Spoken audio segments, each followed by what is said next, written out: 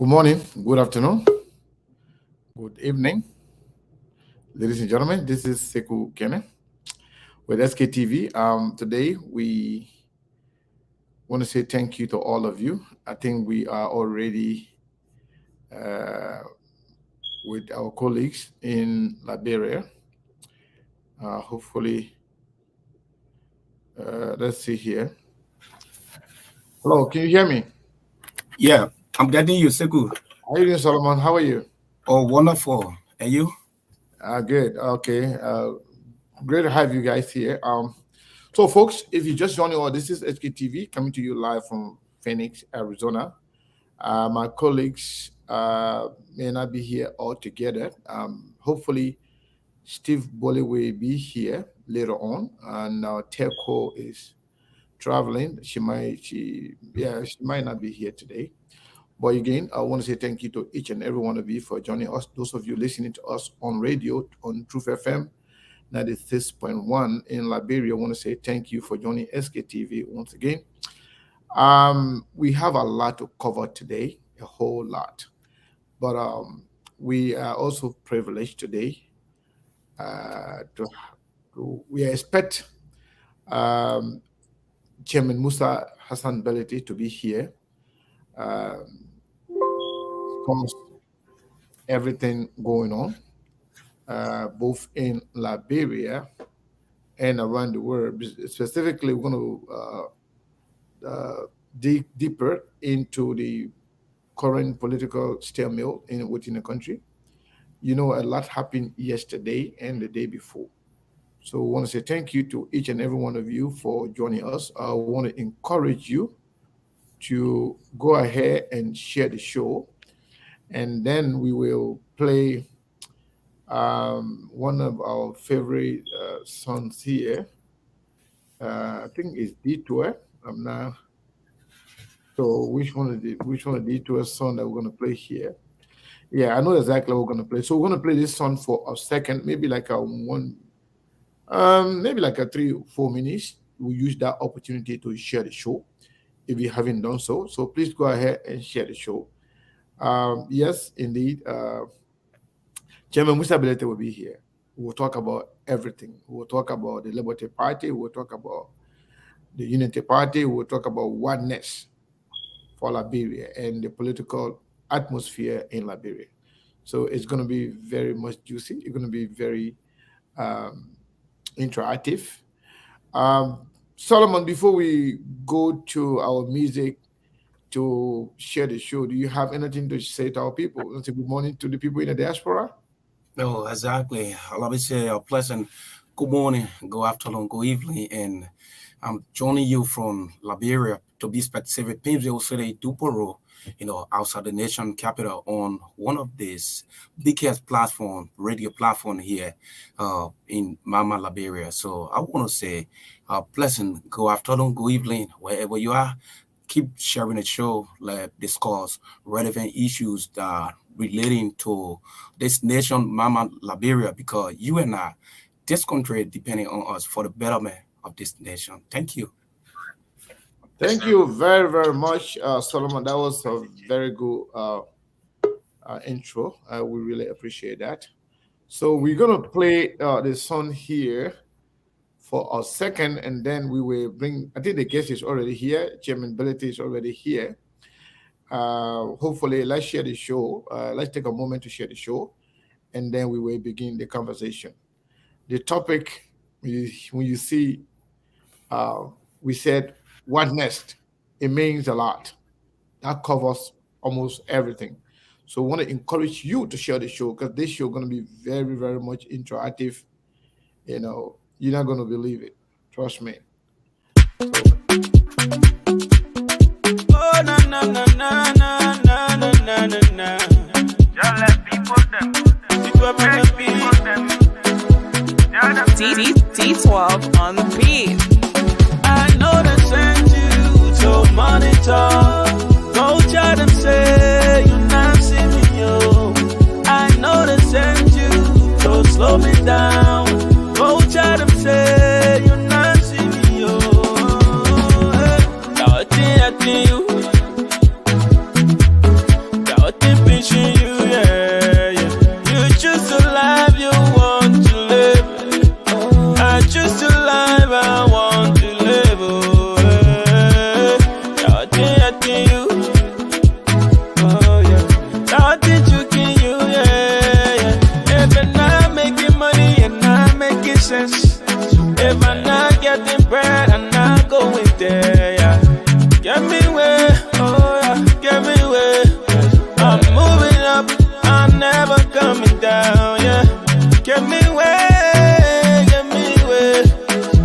going up, I'm never coming down. Yeah. I know they sent you to slow me down. Go tell them say you not see me, yo. I know they sent you to monitor. Go tell them say you not see me, yo. Move on, yeah.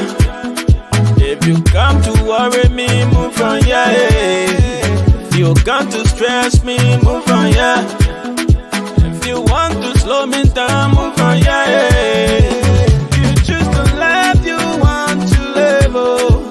So I choose the life I want to live, oh. Now I keep pinching you, oh yeah. Now I teach you, I got the juice, I got the sauce, I got the feelings the people like.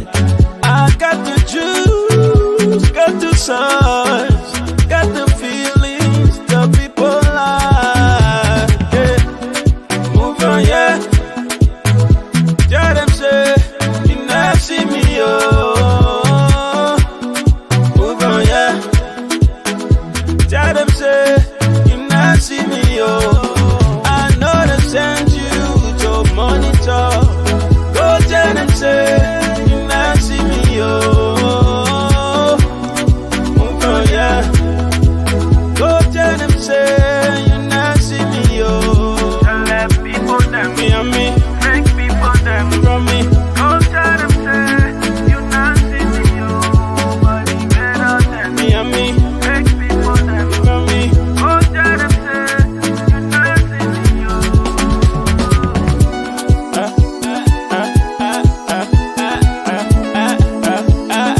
Super lepe mama, super lepe mama, super lepe, super. Show me a friend, I will tell you who you are.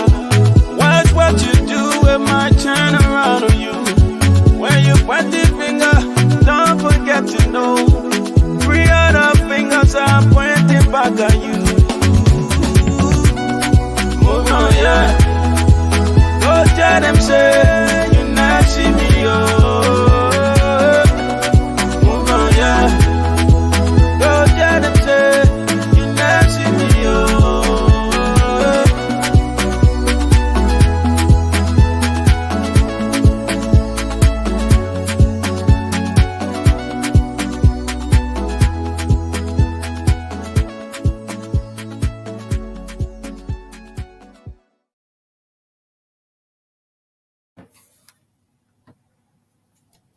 Once again, I want to say thank you to all of you for following SKTV, and I want to say a big thank you to those of you who share the show. If you haven't done so, please go ahead and do that, because we have a high-profile individual here today to have this conversation in person of Chairman Musa Hassan Belite, the chairman of the Liberty Party, Republic of Liberia.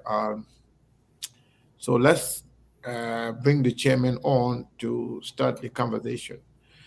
First, I want to recognize all of you, because I may not be able to call you by name, but trust me, I'm seeing all my good people here, and more people are coming. I want to recognize all of you. I want to say thank you for sharing the show, and we are here to have this very, very important but yet intriguing conversation with Chairman Musa Hassan Belite. Good afternoon, sir, or good evening. Good evening, Trevor. Good evening to the people of Liberia, and good afternoon to our people in the diaspora, especially the United States. All right. So, are you in Monrovia or are you in Nima County right now? I'm in Nima County. You in Nima County? Yes, at my. You even scare me. How can you come in a traditional attire today? Yeah, I mean, I'm just from attending a program. Okay. And normally, I like to dress in a traditional outfit when I'm at this program. So. Okay, that's great. So, Chairman Belite, we have a lot to discuss today, to cover today. Before I say anything, how are you doing today? How are you? How's everything going with you? I'm thankful to God. I'm thankful to God. Okay, I'm very that's, thankful to God. that's good to know. That's very good to know because that's very, very important. So I want to start with we saw a lot of celebration yesterday, but at the same time, some people were not happy. But the day before, we had a show here wherein we discussed the post made by you as well as by Senator Yumli Kangar Lawrence, indicating that there are some semblance of smoking a peace pipe within the Liberty Party.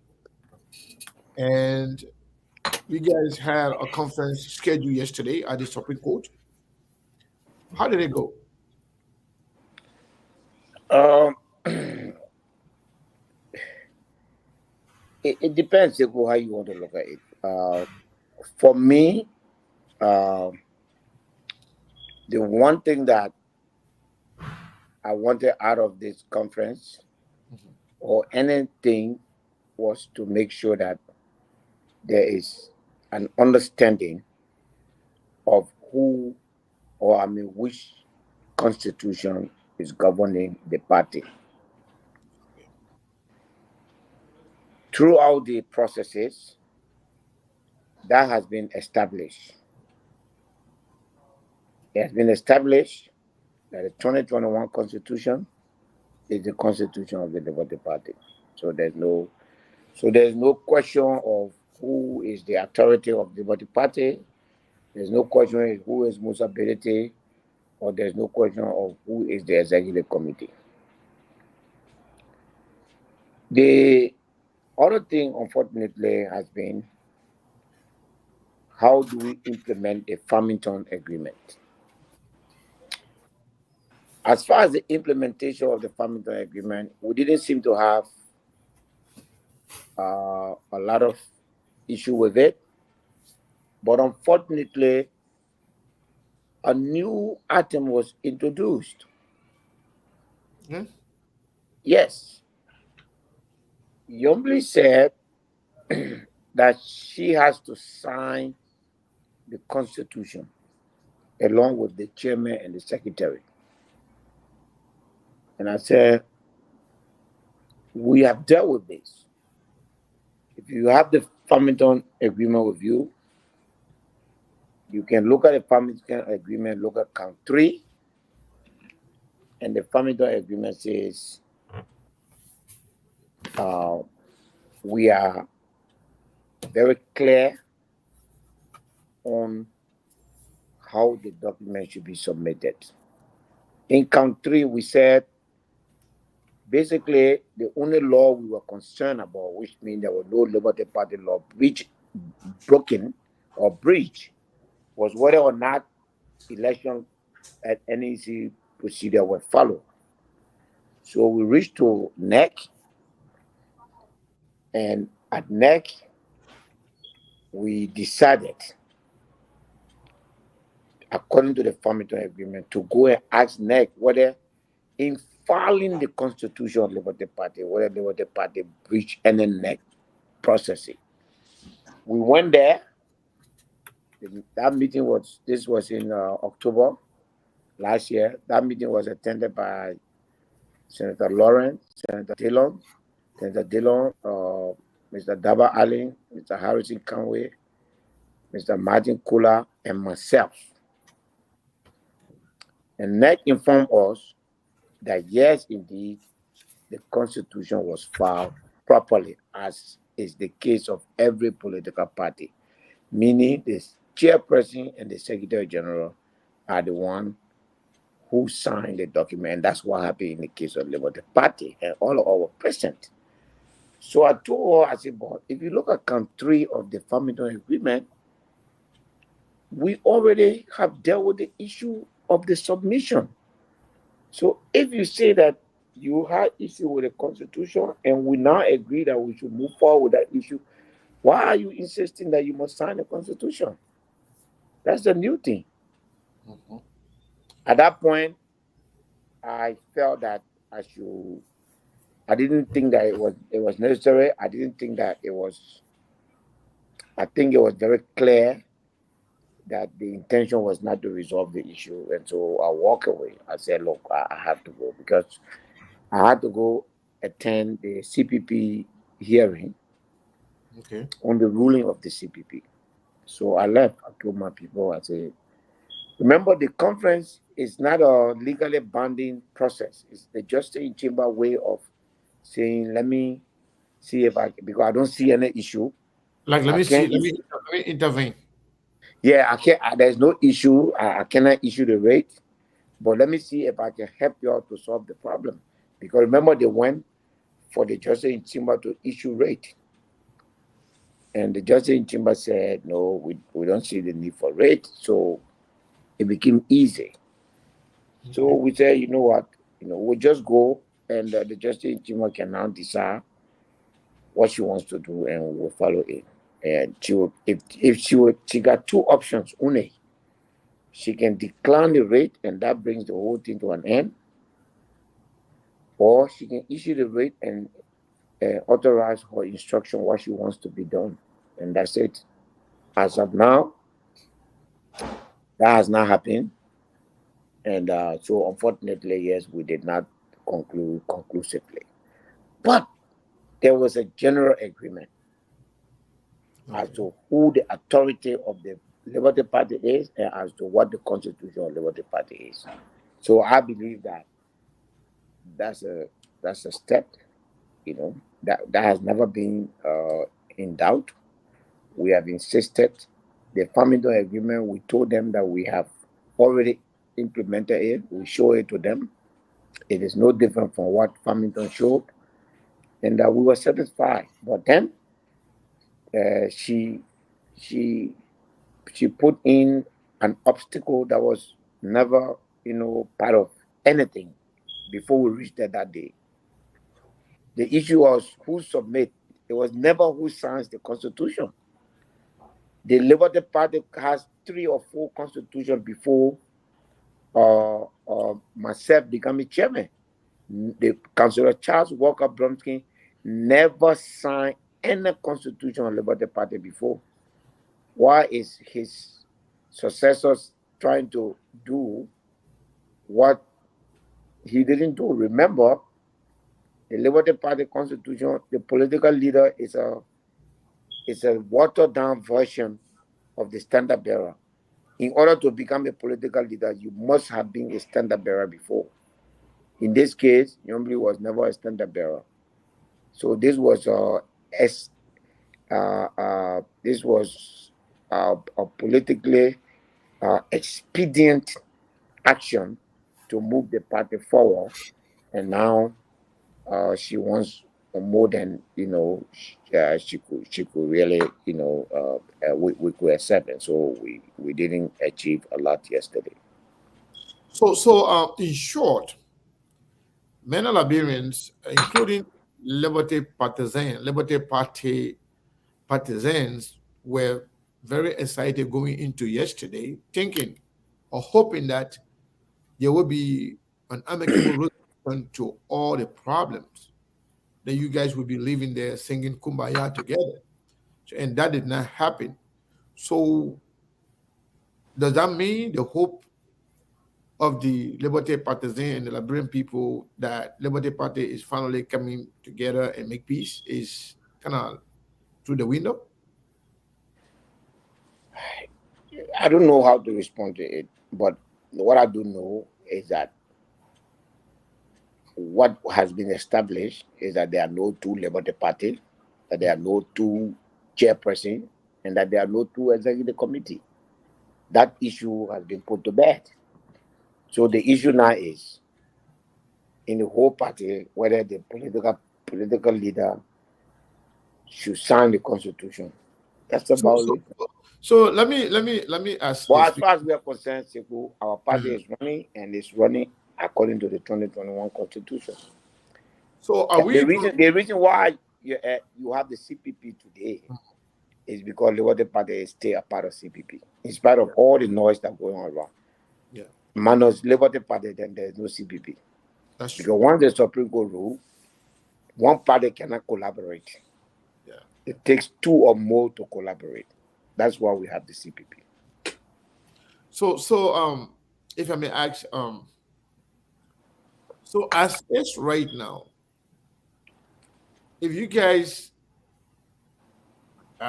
couldn't get together yesterday and conclusively conclude on the way forward, so are you guys going to be, how are you going to be maybe working together as chairman and the political leader if you guys are not on the same page? How are the party going to move forward? It is unfortunate, but according to the Labour Party constitution, and you can look at it. I don't know if you have it. If you don't have it, I can send it to you. Please.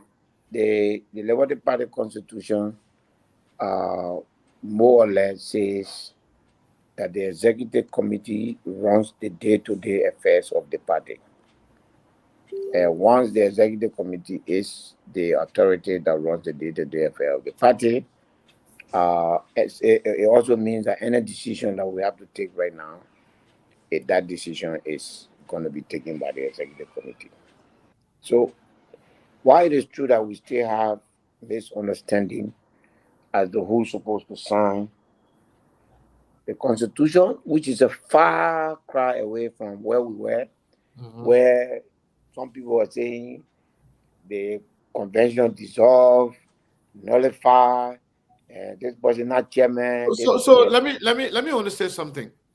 Then we will go back to the actual conversation. But before we get to this point, the argument, from my understanding, the argument was that the convention that brought you to the chairmanship, which was 2021 convention, that gave birth to that constitution, the fight initially was to nullify that. Exactly. Right? Correct. And then that did not happen. The convention that brought you to the chairmanship of the Liberty Party stands to be the legitimate convention, and the constitution that came out of that is the constitution. Correct. So everybody has accepted that. So at this point, both parties have accepted that, okay, that is the constitution, and yes, indeed, Chairman Musa Belete is the chairman. Yombele Kanga Lawrence is the political leader of the party. Yes. Everybody is on the same page with that. But then, yes, I'm talking now about the operation of the party, the forward moving, the decision making aspect of the party. If you guys are now working collaboratively, how the party going to move forward, and how you're going to collaborate with other people, how you're going to work with other people, other parties, assuming within the CPP. The Democratic Party is not an individualized institution. Okay. We are currently a part of the CPP. We are going to be sitting down with ourselves first to determine our position as far as the CPP is concerned, whether it is worth being in it or whether it's time to quit and move on. But we are part of the CPP. We are working alongside with the ANC in the CPP. That has not been challenged by anybody. That cannot be challenged by anybody. We are in the CPP. We are functioning according to the constitution that has been recognized. The political leader has a meaningful role to play when he or she becomes a standard bearer and carries the party's standard, meaning the party has decided to carry forward with an election, of a presidential candidate.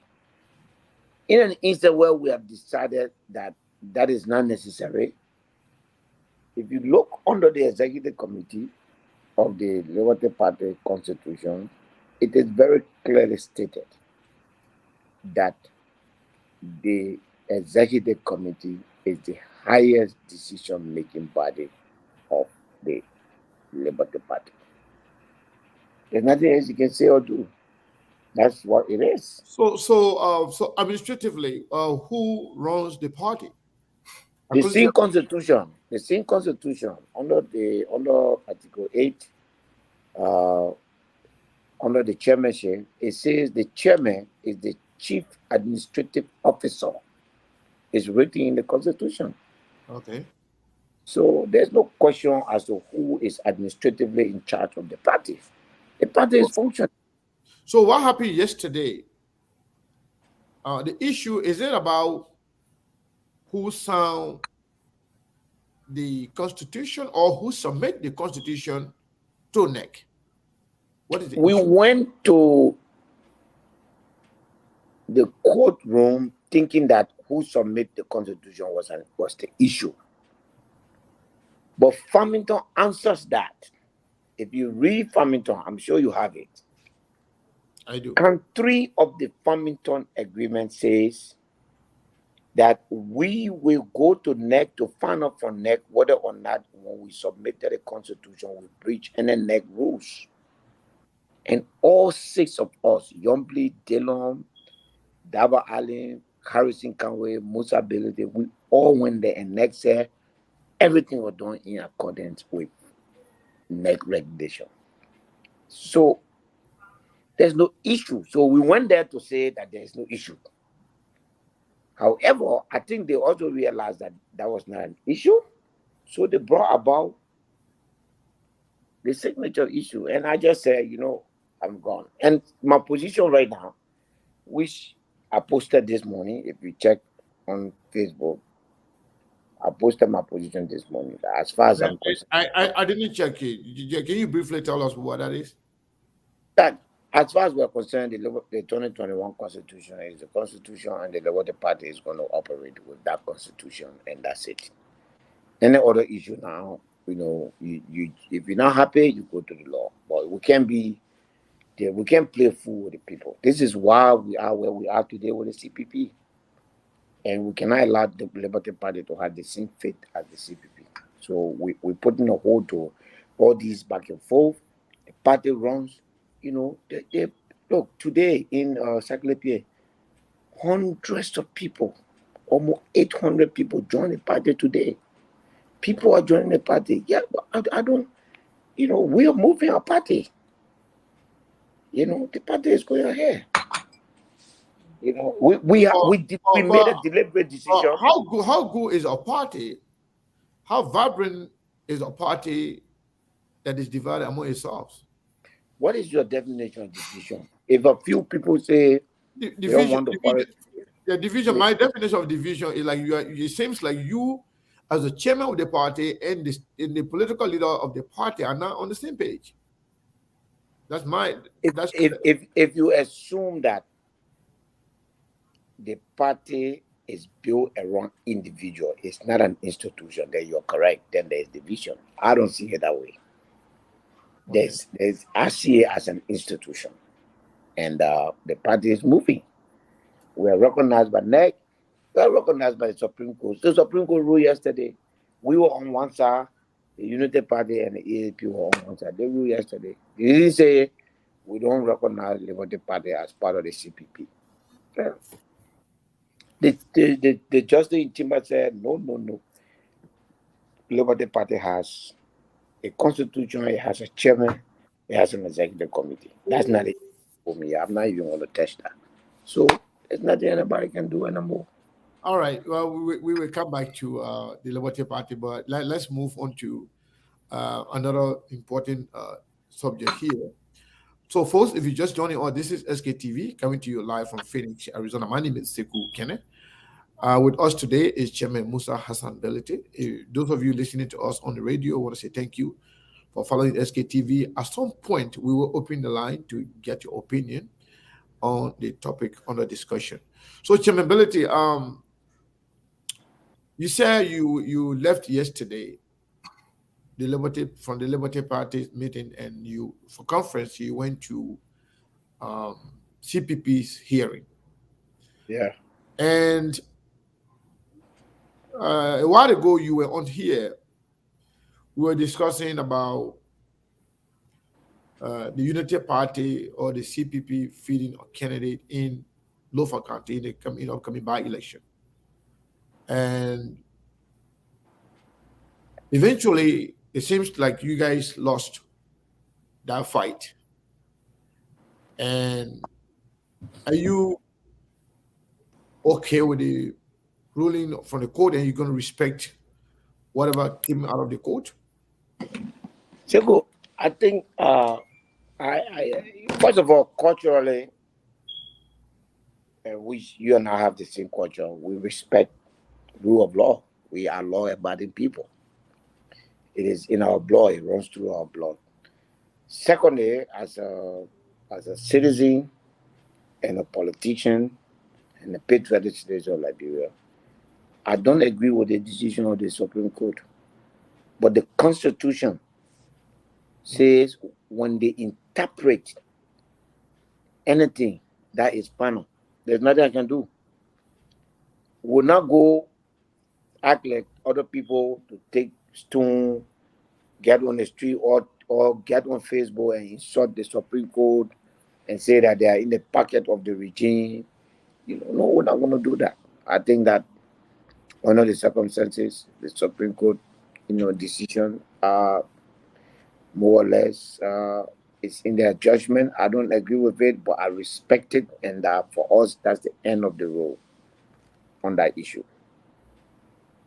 So, as is right now, you think it's necessary, or is the CPP thinking about feeding a candidate at this point, or you're just going to leave it with Unity Party feed a candidate and just let everything play itself? The CPP position on the local county election is that we should not participate. We have won that election, and Bani Samuka is the candidate.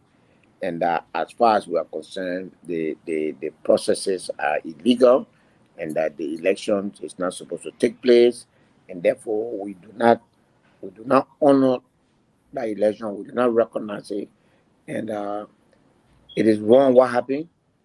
The whatever crime that Brandon Samuka committed has been mitigated by an agreement between he and the government, and therefore he has no more disability, and he should be allowed to take a seat. And that we, the CPP, who made Brandon Samuka candidate, cannot be part of anything that undo what we proudly achieved. So we don't believe in that election, and therefore we will not participate in it. All right. So, speaking of the CPP, um, you there was a write-up on your page that was read here by one of my colleagues here, Steve Boley, where you said that you were not interested in running for president, quote unquote. I'm not reading from the script, from the post. I mean, from the post, but that was the message. You were not running for president, and you are not interested in running for vice president. How did you arrive at that conclusion? Sometimes you kind of remain tight-lipped on those things.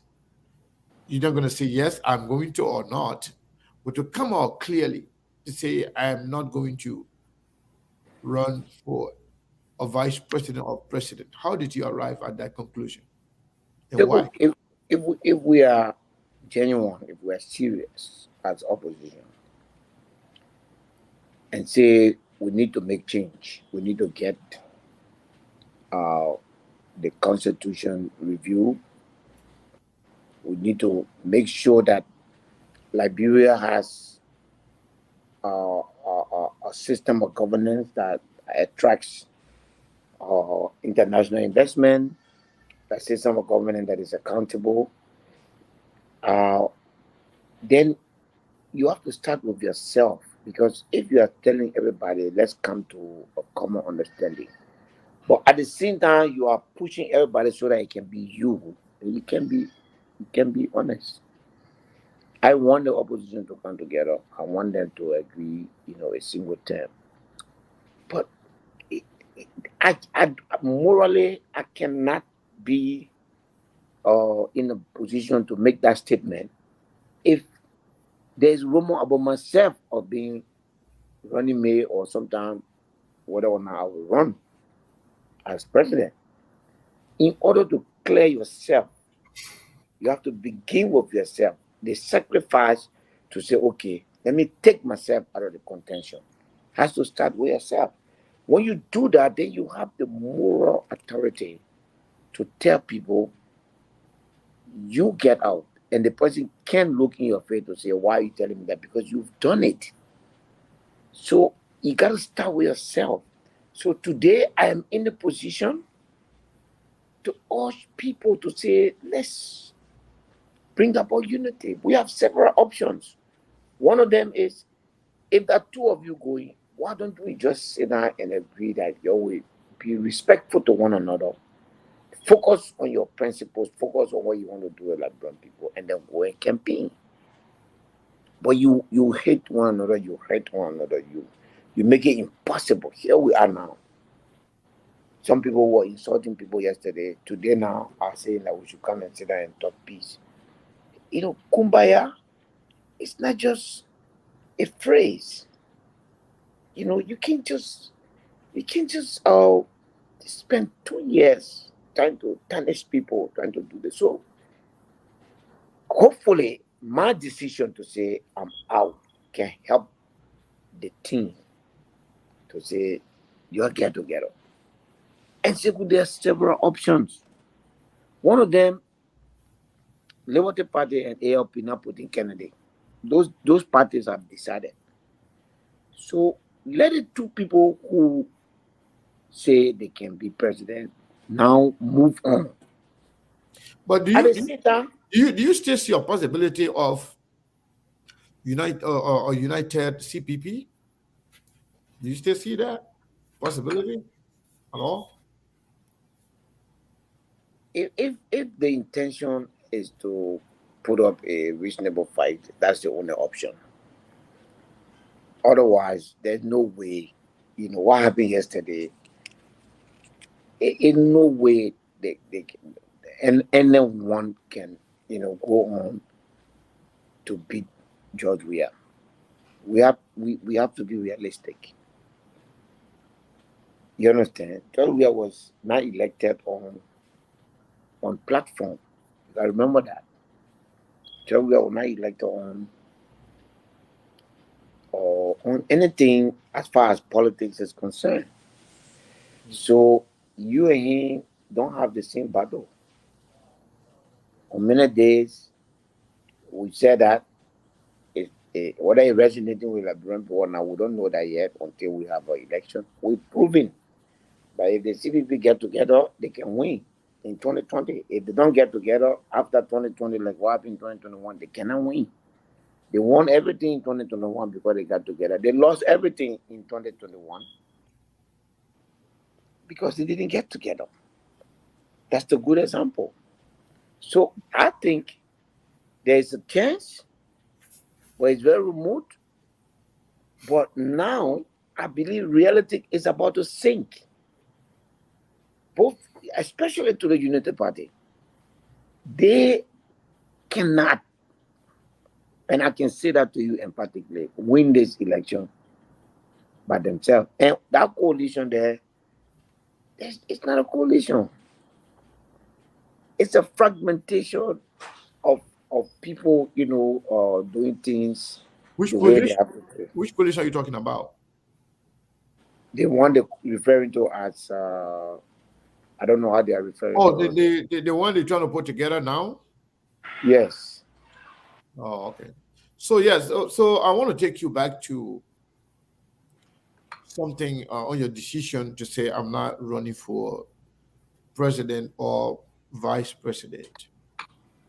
How do you respond to people who will say, well, Musa is saying this because he did not get his way with Cummings. Maybe he wanted to be vice president with Cummings. And because that didn't work, now he's saying, I'm not going to do this. I'm moving forward. How do you respond to those people? Today, We have CPP right now, minus ALP and UP, right? By law, by understanding, by agreement, ANC cannot choose their vice president for ANC. Yeah. Right? Mhm. So how do they say that I'm doing it? By law, that if two all went into the CPP right now, he has to choose it from Liberty Party. I'm the highest officer in the Liberty Party right now. If Liberty Party makes the decision to say this is the person we want, what choice does he have? It's beyond that. It's beyond whether or not, if you join a coalition, it's not about you getting your will. I mean, you having your will. If you join a coalition, it means that you've agreed to forego certain rights and privileges that you have in order to accommodate the other people. But I made a personal decision growing out of several issues. And some of those issues has to do with the fact that our politics at the top and the Liberty Party is rotting. I'm chairman of Liberty Party. It's clear that Yombly is trying to push Joseph Baga to be his running mate, and I was seeing as pushing Alexander Comey. But what is most important to that line is also that because I wanted to be ABC vice president, I was not making it possible for ABC and Baga to talk. And that because Yombly wanted Baga to choose her as Baga, she was not making it possible for Baga to choose. I removed myself so that there's no reason why ABC would not sit down with Baga or sit down with anybody to say be my vice president. I informed ABC in our meeting. I said, even if you choose someone that is not a Liberty Party thing, and the law say the person must be a Liberty Party, the Liberty Party will waive that right. We're no longer interested in the presidency or the vice president. There are several other ways, we can change our country. And at the appropriate time, when the Liberty Party reviews everything that has happened and reviews our position as far as the CPP is concerned, we are going to be taking positions that will consolidate our democracy and make sure that we are prepared, to trust forward. So, what about the endorsement made by the Liberty Party? So, how far are we with that endorsement now? Is that endorsement going to stay as is, or Liberty Party going to go by and review that endorsement and come out with a different position? They, it's a very technical question.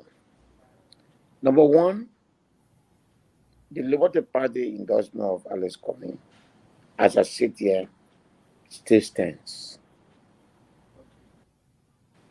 Number two, the Supreme Court decision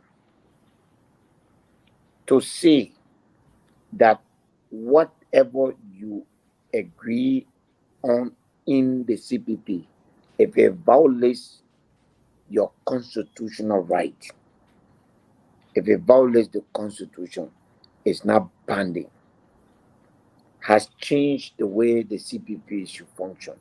Therefore, the CPP cannot be a binding organization. You can be a union of willing and aligned minds, but it can no longer become an instrument that one can depend on to decide to align, knowing that there is a law protecting your interest and the interest of the other party. The other party is going to look at that. The other party is going to review that. The other party is going to make a decision on whether or not it is going to stay in the CPP. And when that decision is made, if that decision is to stay in the CPP, our decision to endorse comments cannot change. If the Liberty Party decides that the CPP has lost relevance and therefore we are getting out of it, then of course it goes back to the Supreme Court ruling. We are not bounded by anything. We So get so so unfortunately. so so so I mean that is a very interesting part that I want to elaborate on a little more. So if the Liberty Party stays in the CPP arrangement, the decision made by the Liberty Party stands as Yes, is. correct. Okay, now assuming that the Liberty Party decide to leave the CPP, or which will somehow automatically dissolve the CPP. Yeah. So, what become the fate of the Liberty Party in the coming election?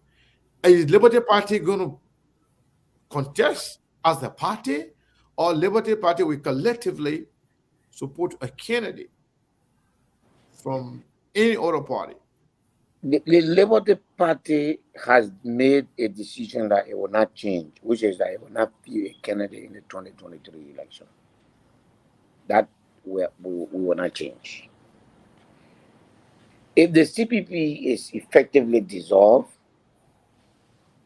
and if our review shows that we can no longer be part of it, then it means that we are not bounded by any decision we made in the light of the CPP. And then we will decide now what to do. That means we could go back to the ANC and say the agreement that we had, which is the CPP, is no longer tenable. Let's go into a new agreement, or we could decide anyway. The Liberty Party has boundaries it doesn't want to cross. We don't want to flip flop. We don't want to say because of the CPP dissolved, we'll put Kennedy. That I have to respect myself as a politician. That when I make a statement and I make a commitment, I stand by it. A decision not to participate or not to field a candidate in the 2021 election, a decision not to the 2023, yeah, and a decision not to be a candidate in 2023 is final. The Liberty Party will not change that. What do we do next? It's still open. We can do anything as a party.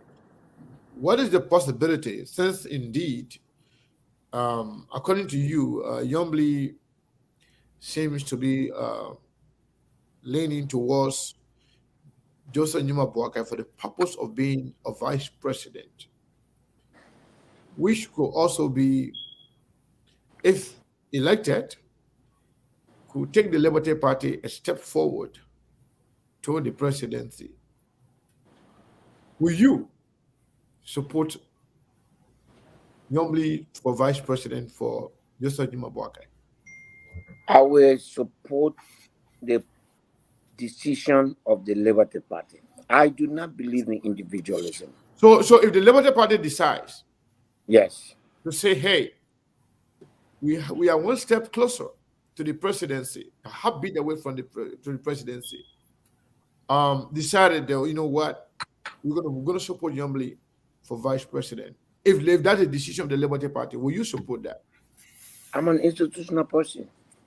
Whatever the decision the Liberty Party takes, it doesn't have to be the decision that I want. I will support it. Seku, from the beginning of this crisis, up to where I'm sitting down, I've insisted on institution. I've insisted to say we have to build institution. We have to respect institution. So yes. So this is going to be a personal question. Yes. Somebody will say Musa Bilete, their money. Musa Bilete is now a known commodity politically in Liberia. Musa Bilete can run for anything in Liberia and could possibly win. Musa Bilete has a constituents. Musability has a diverse background. Madingo father, Mano mother. That Musability is capable of being anything, including president. So why not run for president if you think have a shot? You know, Chico, everything you just said is true. But I have come to realize that the society you and I find ourselves in, a society that we could not do anything about. You're born as a Madingo man, you're born as a Muslim man. You have to do more, much more, to be where you are than other ordinary people. Because what you don't have control over, your tribe and your religion, has been forced upon you as your liability, which is wrong. But that's the fact. So for me, jumping up today, and you are right, I have the constituency, both at home here in Nimba, in the community that I'm from, in the very tribe that I'm from, in the business community, in the middle class. But I have nothing to show for why I want to be president. Okay. You have to have something to show. So I have time. I can do other things and prove to people who are looking for quality leadership that I'm a good leader. So the presidency is not a joke. For me to get up and say I want to be president simply because I found myself somewhere where I seem to have some affluence, I seem to have access to media, I seem to be in a political position that can land me there, then I say I want to be. That's not how I see it. I say I want to give Liberian people a chance. I want to play a role where they will see in me, or I will have the opportunity to provide and exhibit the quality that is in me that I think that one I should be president. If you ask me right now whether I'm qualified to be president, I am simple.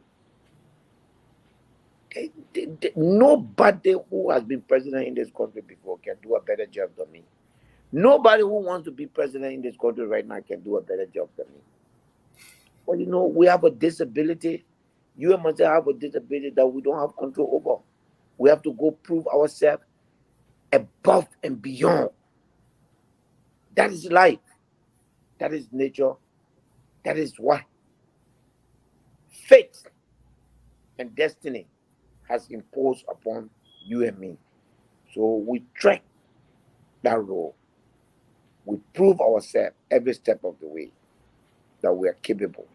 And at the appropriate time, the time that God has chosen, when leadership comes upon us, there will be nobody to stop it.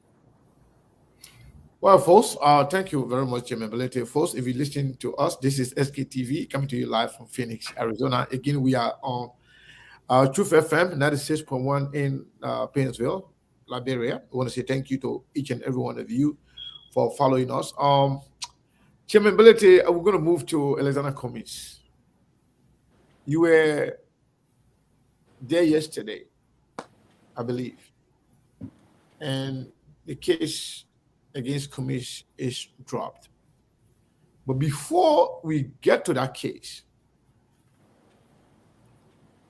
how is your relationship with Alexander Cummings as we speak? Very nice. Actually, ABC was at my office 3 days ago. He spent almost 3 hours with me, just two of us. He was at my office. We spent a long time together. We are fine. We like each other. We we do. There are traces of admiration that we have for each other in our various traits, and I don't think politics is going to change that. So the respect, the appreciation that we have for one another is beyond politics. So yes, we have an excellent So, relationship. speaking of politics, do you have any regret supporting Cummings, or do you harbor any reservation about Cummings' ambition for president for the fact that he and the ANC failed to sign the MOU with you and the Liberty Party? No, I don't have a regret. And let me tell you what. The decision to endorse Cumming has nothing to do with the MOU. It was based on principle. And that is our part. And the MOU is another part. That the MOU was not signed was regrettable on a general note. That the ANC at all level did not do enough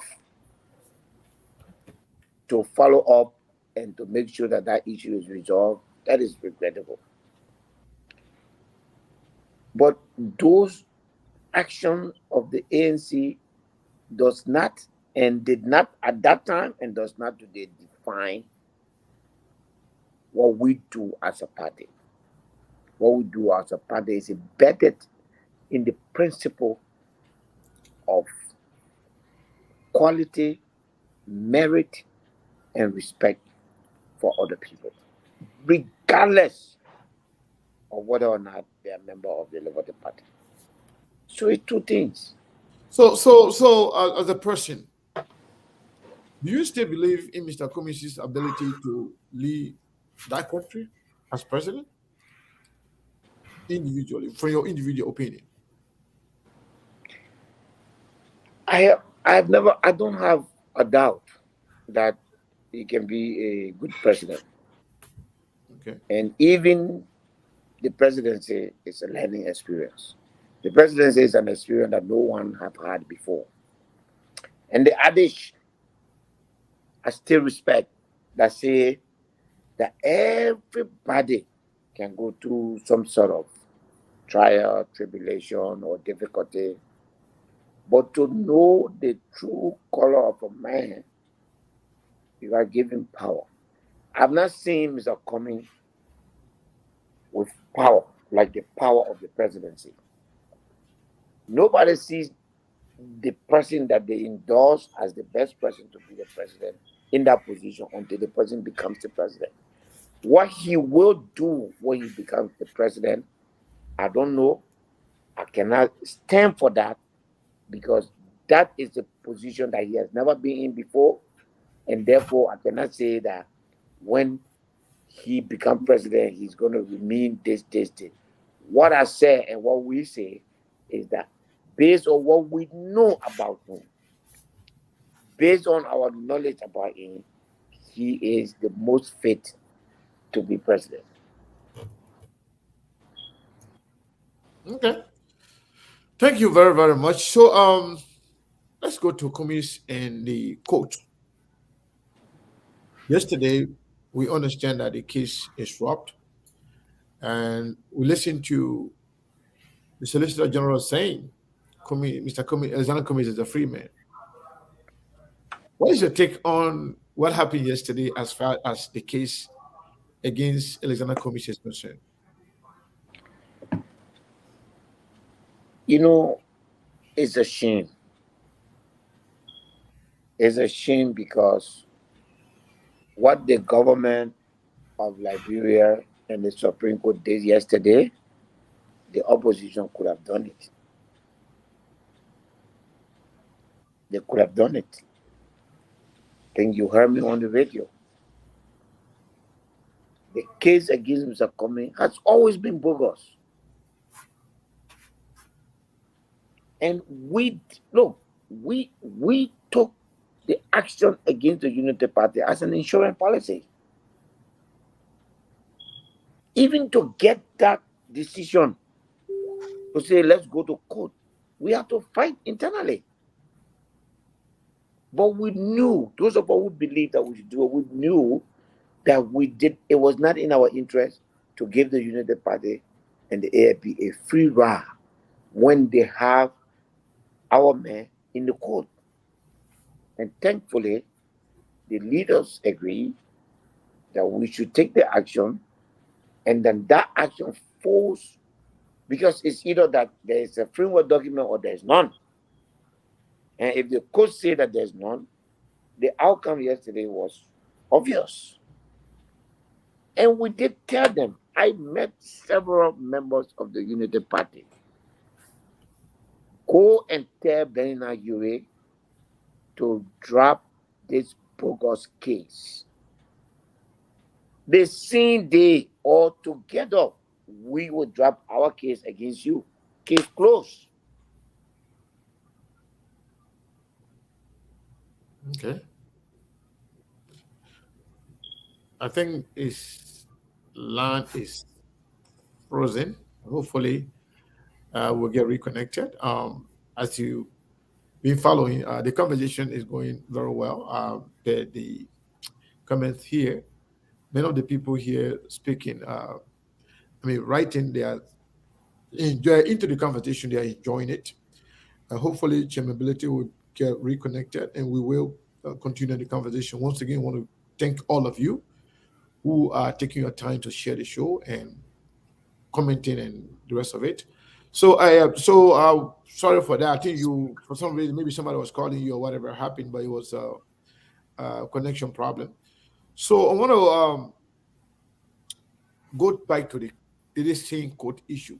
The very day this thing started, you were in the vanguard of the crowd saying that you are going to stand up for your man. And you stood up until yesterday. And now the case is thrown out of the window. For some people, even though we may not be legal practitioners, but we can understand, we can read and understand English. Yesterday, I just want to set an example on a particular case. Senator Dallas Dillon wrote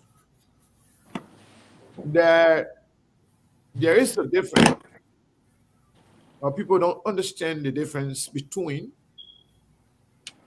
an acquittal and a case being dropped.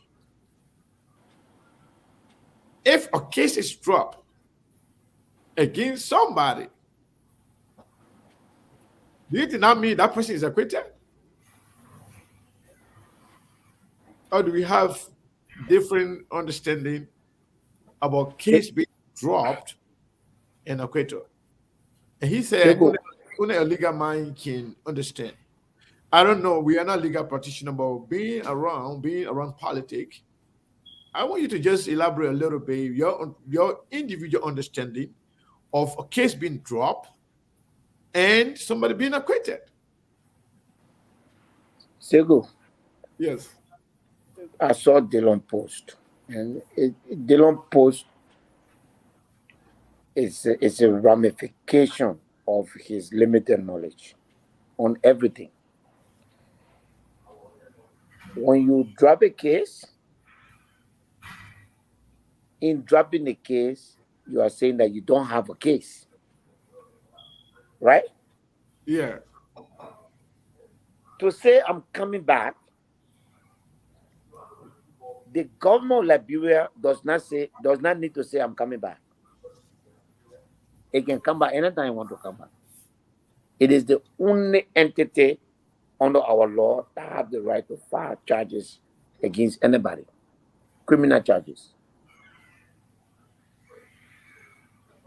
So To now say that when they say the draft cases it didn't acquit her, you can acquit somebody for taking document to sign. You can come back and recharge that person for another charge on the same issue.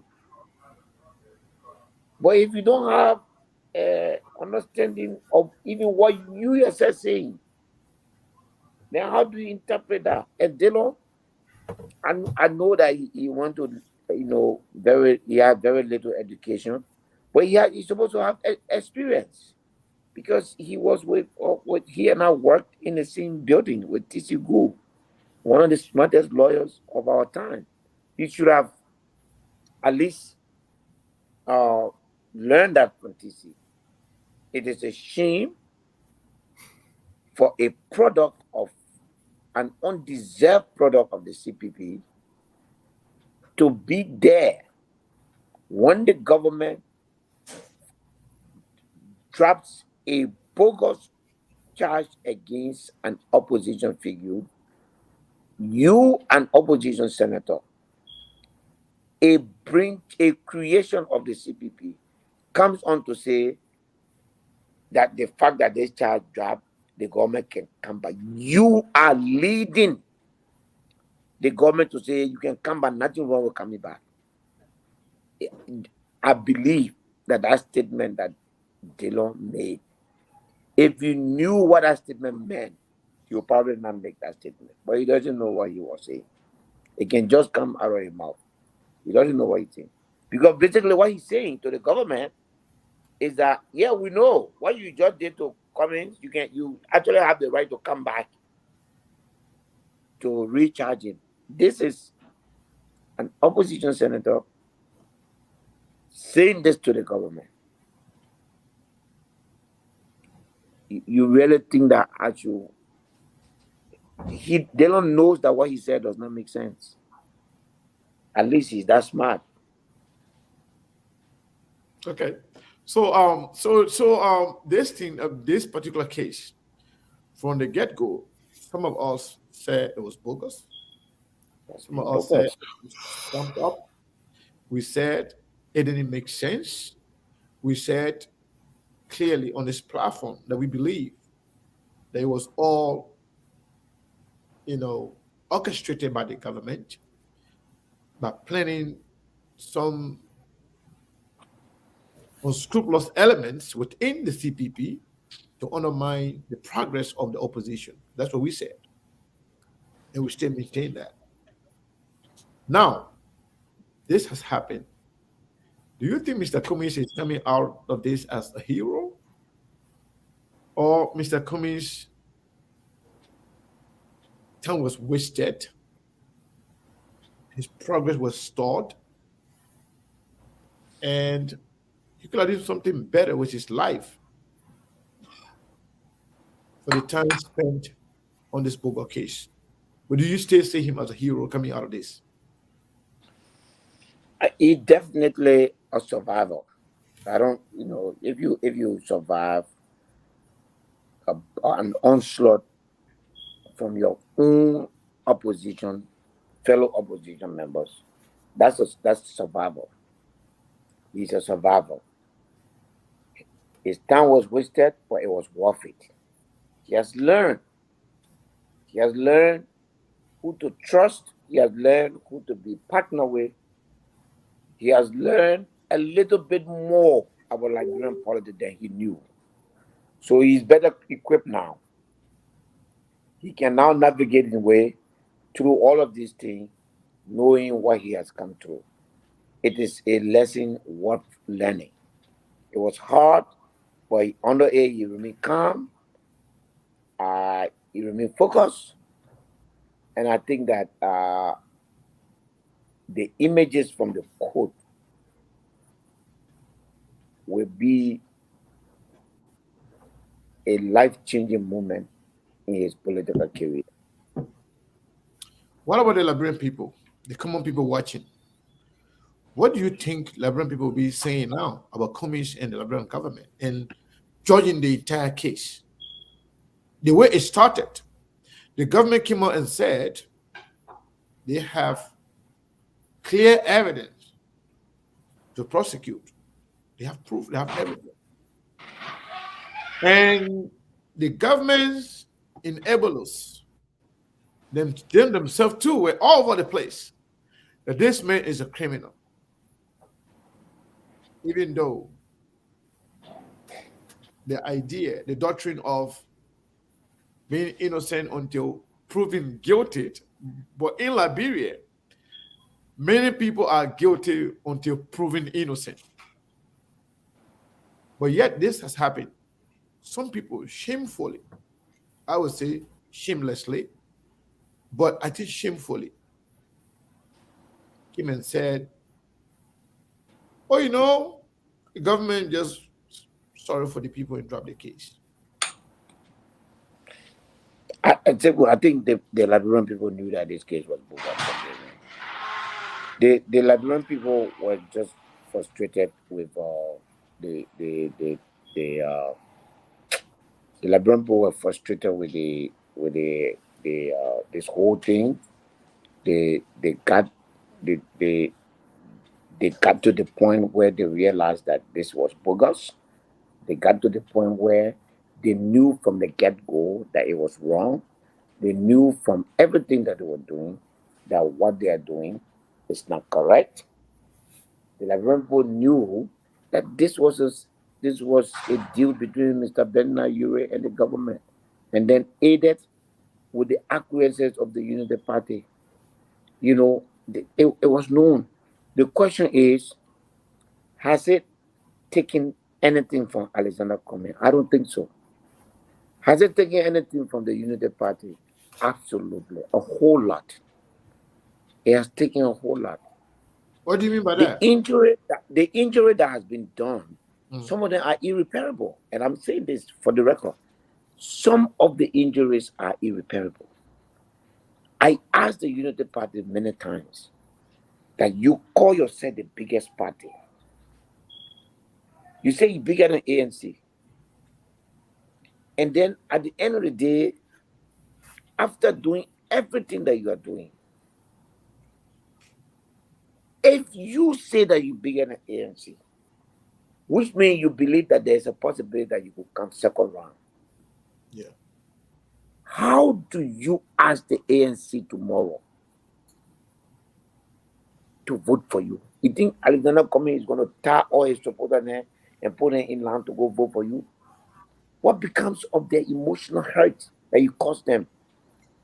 Putting their leader behind, sitting him down on the bench and calling him criminal. And not only that, going to court to testify against him. If you go to court to testify against the person as a state witness, that means you are in favor of the person being convicted and sent to jail. We could have thought about that. It is very easy to say Musa ability is collaborating with government. It is very easy to say all those things. But is it not easier to see that the Unity Party and the ALP were working with the Ministry of Justice to prosecute another opposition? It is going to be painfully hateful to the Unity Party in the future. How do you recover from that? When Madam Sally was in her prime, she didn't win a first round election. You have lost election now. You have been dormant for 5.5 years. There's no way you can go and win an election upright. And assuming that you go to second round, the people that you would have counted on, you humiliate them. You call them criminal. How do you repair that? Even if the government say, I drop the charges, then you have your useless surrogates coming to say, oh, the government can come back again. How? I mean, how now you say that you want opposition victory? Let me ask you this question, Chairman Ability. Given everything that we've heard about you and your connection to President Weah as a friend. Beyond that,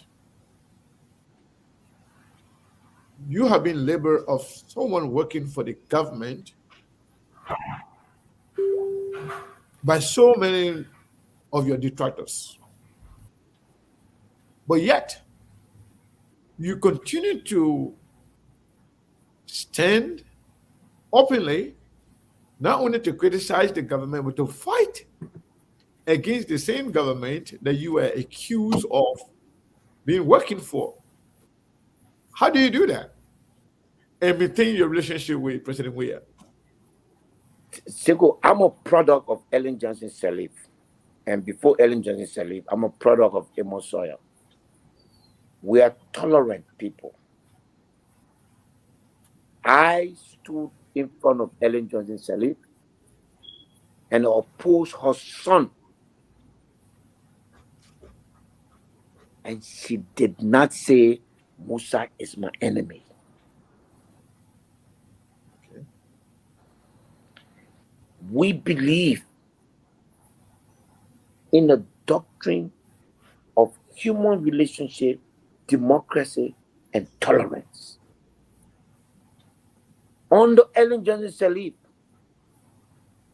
George Weah was fighting Ellen as the top opposition. I was president for the Liberia Football Association for 8 years. On record, I am the longest serving president of LFA. Every football game the Liberia the Lone Star play, I gave George Weah 500 tickets and 11 VIP tickets. Every football game. When I Why? was charging, Why were you doing that? You proceed, but why were you doing that? he is a soccer legend. He's our history. He's our pride when it comes to football. And as president of football, I will recognize that. And there was a president sitting down in office who tolerated me, who had no problem seeing me with George Weah, even though the next day they will put casket in the hair and get on the street. And she never told me one day, Musa, you can't be my supporter and be friendly with George Weah. I'm a product of tolerance. So those people who saying it, let them go. I wish them well. I'm here. I'm the chairman of the Liberty Party. I'm not supporting the CDC. I'm not collaborating with the CDC to take any opposition to court. I'm not collaborating with Justice Ministry to take any opposition to court. I'm not providing evidence against a fellow opposition in court to help George Weah and his government. I'm not doing none of those. Okay?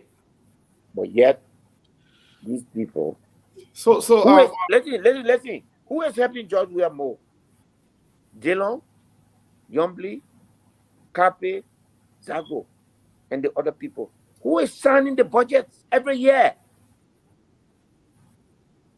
Yeah? Who is signing the budget without even a budget performance report? Is it me? Who is enabling the system? Who are those who have abdicated their responsibility as lawmaker, the protector of the rims, those who are supposed to be there to make sure that our laws are adhered to? Who is abdicating? Who came here saying that I was here for the people? Oh, for the people. The man cannot, I don't want to reduce my talk to these people. But I say to myself, I will remain steadfast.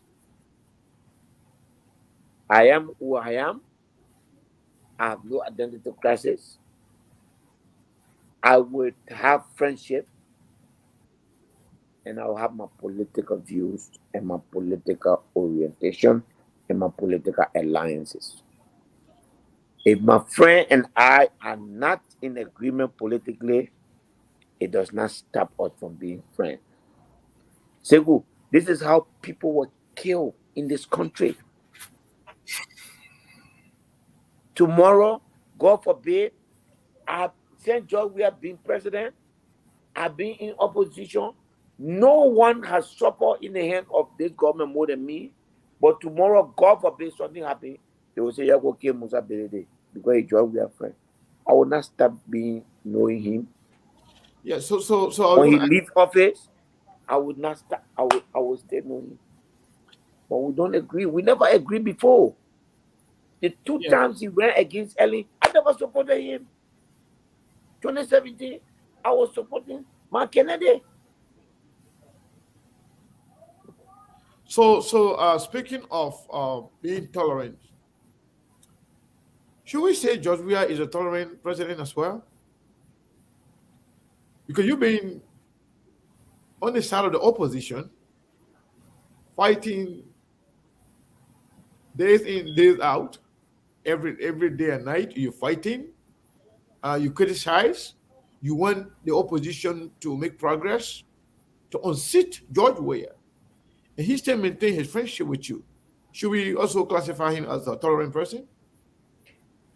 I can't. I don't know. But one thing I know is that everything that is happening to him now, he was in a position yesterday. He was fighting to bring Ellen down. He was fighting to remove Ellen. I was one of the closest people to Ellen. Nobody attacked him. He was freely operating the country. It is my right to be here. I don't need George Weah approval to be in Liberia. I don't need his approval to be to do business. So you want to call that tolerance? I don't think so. Tolerance is something that if I go into somebody's territory, tolerance is something that we must exercise as part of our existence by law that says we must accept each other in spite of our opinion. That's tolerance. The way the Liberian people vote, they force us to be tolerant because they vote for you as president. They don't necessarily vote for your lawmakers. So they mix you up so that you can appreciate each other. All right. So So to the I'm gonna I'm extent gonna that I'm gonna I'm gonna ask one last question if you permit me, and then we'll open the line, take a few questions, yes, sir. from our audience. So this question has to do. I'm not sure. I've not heard anybody ask this question of you. The reason why, I mean, many people have said, "Oh, Musa is a criminal because of FIFA," and then you came the other day, you clarify the FIFA issue. Now, other people are saying that Musa ability owes the government of Liberia. Because of that, they assume that you're working for the government or to somehow to impress the president so that Musa ability or the Liberian people, the Liberian government, so that the government will not put pressure on you to pay. So I want to ask you uh, this question publicly. Do you owe the government? And if so, why is it that the government is yet to take the necessary steps to prosecute or to make sure the money is back in the government's cover? so Sekou, I would say a few things before I answer the question. Number one, in 2020, losing Motorado was the most difficult thing that happened to this government. It debased the government more than anything. I was in the middle of that. Yeah. So I just wanted to put that pass. In 2016 and 2017, in Ellen Johnson's lifetime, the Liberian government called all the importers and told them the storage you have been collecting for yourself is not storage, it's raw form. So you gotta get the money to us. And we said, for what? If you drove on, give us the law. We went up and down. We went to the Supreme Court. The case was in the Supreme Court. Remember, I said 16, 17. So we are not president. So that means that was during Ellen's presidency. Yes. Okay. So this road fund issue, it has nothing to do with this government time. Then all of the importers got together and sued Ellen government and went to court. The case was in court. I was in front of the case. Again, another case of tolerance. I was, in fact, it was my company that filed a lawsuit. While we were in court, a new government came. And the government called us to say, we know that we're not right, but we are just new. We are begging you, let's have a settlement. And whatever it is that the government yesterday asked you to pay, we'll spread it over a period of time. All of you have to be paid small. But going forward, since we are new government, any money on the road fund, you have to be paying it immediately and paying it every month. So when you say we, does that mean all the major importers? I mean that means this is not limited to Musa Belete and his company. No, more than 9 companies. Not only me. You got Connex, you got Aminata, you got West Oil, you got Streamex, you got all the different companies. So everybody signed different stipulations with the government. But Musa Belete didn't need that honey. So, what is the crime? Where is the crime? And secondly, the money that is missing, another money. This particular money that we're talking about, is the money that is being collected right now and disposed of. The area that we owe, that we'll be paying small, there's no crime. The government of Liberia that agreement that I signed with the government of Liberia is an agreement. When you sign an agreement, it's not a crime. There's nothing they can do to me. We have signed an agreement, so that cannot be the basis for me. So why against John CDC now? Is it a crime to John CDC? No, it's not. Are you making it to Lola I support? If we don't mind these people, man. At the end of the day, for me personally, I like to ask the but by critical. the time I say Musa, that honey can be I like to ask questions that other people don't want to ask because I want you to clarify. I want to give you the opportunity to clarify.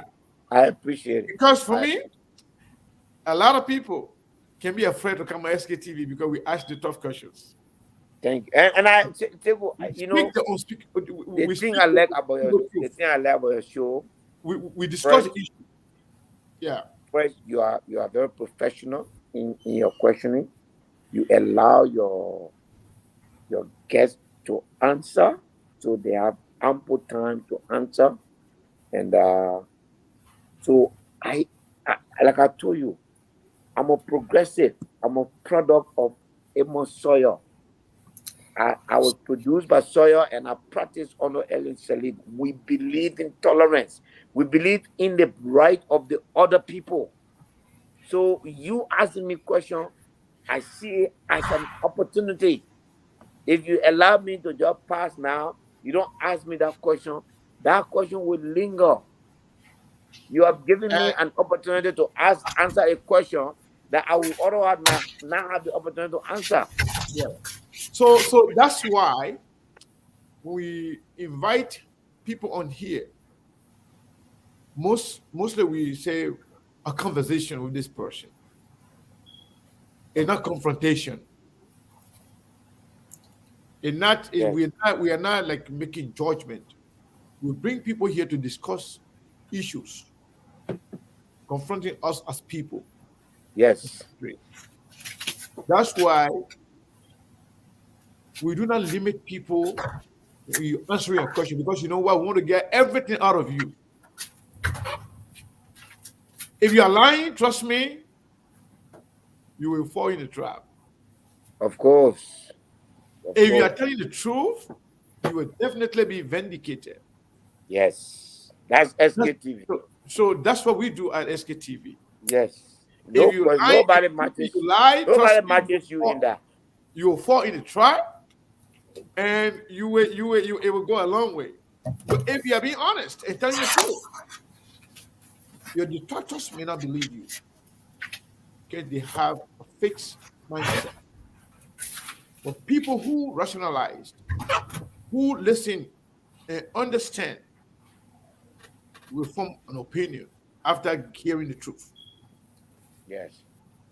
So that's why we always give people the opportunity to elaborate more. What we do, we ask the question, we listen. We don't want to be confrontational. This is not just limited to you, but for everybody. Even Senator DeLong, when before he was candidate DeLong, when he come on here, he will say, "Sheku, take time with me." We will ask him all the questions in the Yes. world, no limit, and he did very well. He answered almost majority of the questions. You may not like his answers, but he did try to answer all the questions. Like you, this is not your first time here, and you have Yes. done that. And even Mr. Cummings, when he came here, he made it very clear. He said, "You know why I like about this platform? You guys give us time to explain ourselves. Yeah, exactly. Because we don't see it as a confrontation. We see it as a conversation Yeah. wherein we benefit and people following us also benefit." So I want to say thank you to you for being here today for this conversation. Like I told you the last time, and I've told every high profile people that come on here to open your door to us. We will always reach out to talk. And when something is lingering up there, we will go for it. We want to know the truth. So before I even open the line, I just want to make some clarification. Somebody came on here and said, "Oh, Seku, you brought Musability here to come and clarify his side of the story. Why don't you bring the other people?" Guess what? Senator Yomli Kanga Lawrence is a friend, just as Musa is. Musa Ability is a brother. Senator Yomli Kanga Lawrence is a friend. Even yesterday, we spoke. And the same invitation extended to Musa Ability was also extended to Senator Yomli Kanga Lawrence. But it is within her purview to decide as to when she wants to come on. We don't control that. We extend invitation to everybody, regardless, including government officials. Yes. We even go through people to ask, to reach out to certain people to come on the show, because we don't just want to come and have a gossip. We want to make sure we bring the relevant people to discuss relevant issues. So I just want to make that clear. So those of you who were asking the question, "Oh, you bring Stability, why can you not bring other people?" Yes, we have extended invitation even before yesterday. Senator Yomli Kanga Lawrence promised to come on here, but she's been busy. So we will wait for her to come on her own accord whenever she's ready. We have no control over that. Some of you may not have the leverage or the privilege that we have. Pretty much, I talk to everybody. And I respect everybody that I talk to. But I don't come on here and tell everybody every day that everybody that I talk to. I don't do that. But because you ask, because you want to know, we are letting you know now. Yes, indeed, we reach out to Senator Yomli Kanga to come on here. Besides that, we also reach out to Senator DeLong to come on here before even today, last week, before even the decision yesterday. So no, we have no border. We reach out to everybody, and we want everybody to come on here and have a conversation on national issues. That's why we are SKTV. We are not partisan, uh, platform for everybody. That's why citizens, government, opposition, non-position, everybody is welcome. So I want to say thank you. So we want to open the line, chairmanability. Just give us at least 5 or 10 maximum you can take calls. I don't know if Solomon, do you have a number available for people in Liberia to call in? At least five Yes, calls? sir. Okay. Yes, all right. The Let's go number ahead. is zero. Let's go Yeah, ahead and zero. first, and then we'll come to we'll open the line for everybody else. Okay, thank you, Sekou, for you to be live on this program this evening on SKTV with the chairman of Labour Party in Liberia, Chairman Musa Hassan Berete, and Sekou there in the diaspora. So call 0776 923541. You will definitely be live on this program this evening. A conversation with It Honorable looks like Musa Hassan Berete. it looks like my colleague is on here. Steve Bully, I think he has a question for chairmanability. Mr. Bully, are you there? Yes, I'm here. Can you hear me? Yeah, you are live. You have a question for the chairman? Yes. First of all, thank you, Mr. Tony. I know today you are juggling by yourself. Me and Kelvin, nobody there to rescue you. That's okay. I see Chairman Musa Belede trying to give you hard time, but we'll schedule another match or do match with you. No, he did his best. He tried. Yeah, but Chairman, sorry, I couldn't be on today. But I wanted to ask you a question about I know you said something about, you believe in personal relationship with people, quote unquote. What is your personal relationship with Senator Darius DeLong and Senator Yobi Kada outside of this entire political rigmarole you guys have? Thank you so much, and I look forward to your answer. Thank you. Good question. Yes, You want to answer that for me to take? You have a call out? Yeah, Okay, I think, Mr. Chairman, you need to get a pen so you can get some of these questions out, so that way you can run through them later on. Okay, I'm ready here. Solomon, you have a caller? No, the caller dropped the line. They dropped the line. Okay, that's fine. So, what's going on here? My line here being routed to Steve Bully, so I'm gonna have to. Okay, I think I have a caller here from out from Europe. Caller, what is your name and where you calling from? Sekou, how are you doing? This is Pastor Dr. Ishmael Ibrahim. Dr. Ishmael Ibrahim, how you doing, my brother? What is your question for Chairman Belete? First of all, Mr. Belete, welcome. He's my former boss. I work at the Labrador Police, and once a son was Mr. Belete already made me to know that he's a fair guy today. When he gave his link to the Liberian people from Amos Soya, because when he served at the board of directors of the National Port Authority on October Nangana and other people there, they may not remember everybody because it's time sake, and giving the Liberian people his route, that Amos Soya, from Amos Soya to Eddie Johnson study, this is what we need in Liberia, to give your root to the people who have made you, who the people that have made you. Not like Senator Dilo, who can remember Akisayo, even in life of Honorable Benedict. But my question to Honorable Benedict, sir, this is former protection one. Then my question, you as a son, a business partner, a error ball to Madam Annie Johnson study, and then see yourself in the hierarchy of the Liberty Party, and then Eddie Johnson be a unity party, let me just put it that way, what is the relationship between you and Eddie Johnson being in the Liberty Party? And you know fully well, Mr. Benedict, that someone like Benina Yuri, that your godmother or your godfather Amos were against from time to time, quote unquote, that you call on the Liberian people money. You got to make it brief, brother. Please. Okay. What was on your mind to collaborate with somebody like Benina Yuri when you following Mr. Comey, who claims to be Mr. Clean? You don't think you regret the issue, or it was a mistake to go in bed with somebody like Benina Yuri that was associated with Just Taylor to collaborate with his party to bring back to the Liberian people? All right, thank you. Mr. Ability will answer. Ability will answer the question. Let's go to another caller here. Caller, what is your name and where you calling from? The last 4 digits is 4226. Caller, what is your name and where you calling from? Yes. Yes, Sekou, you talking to me?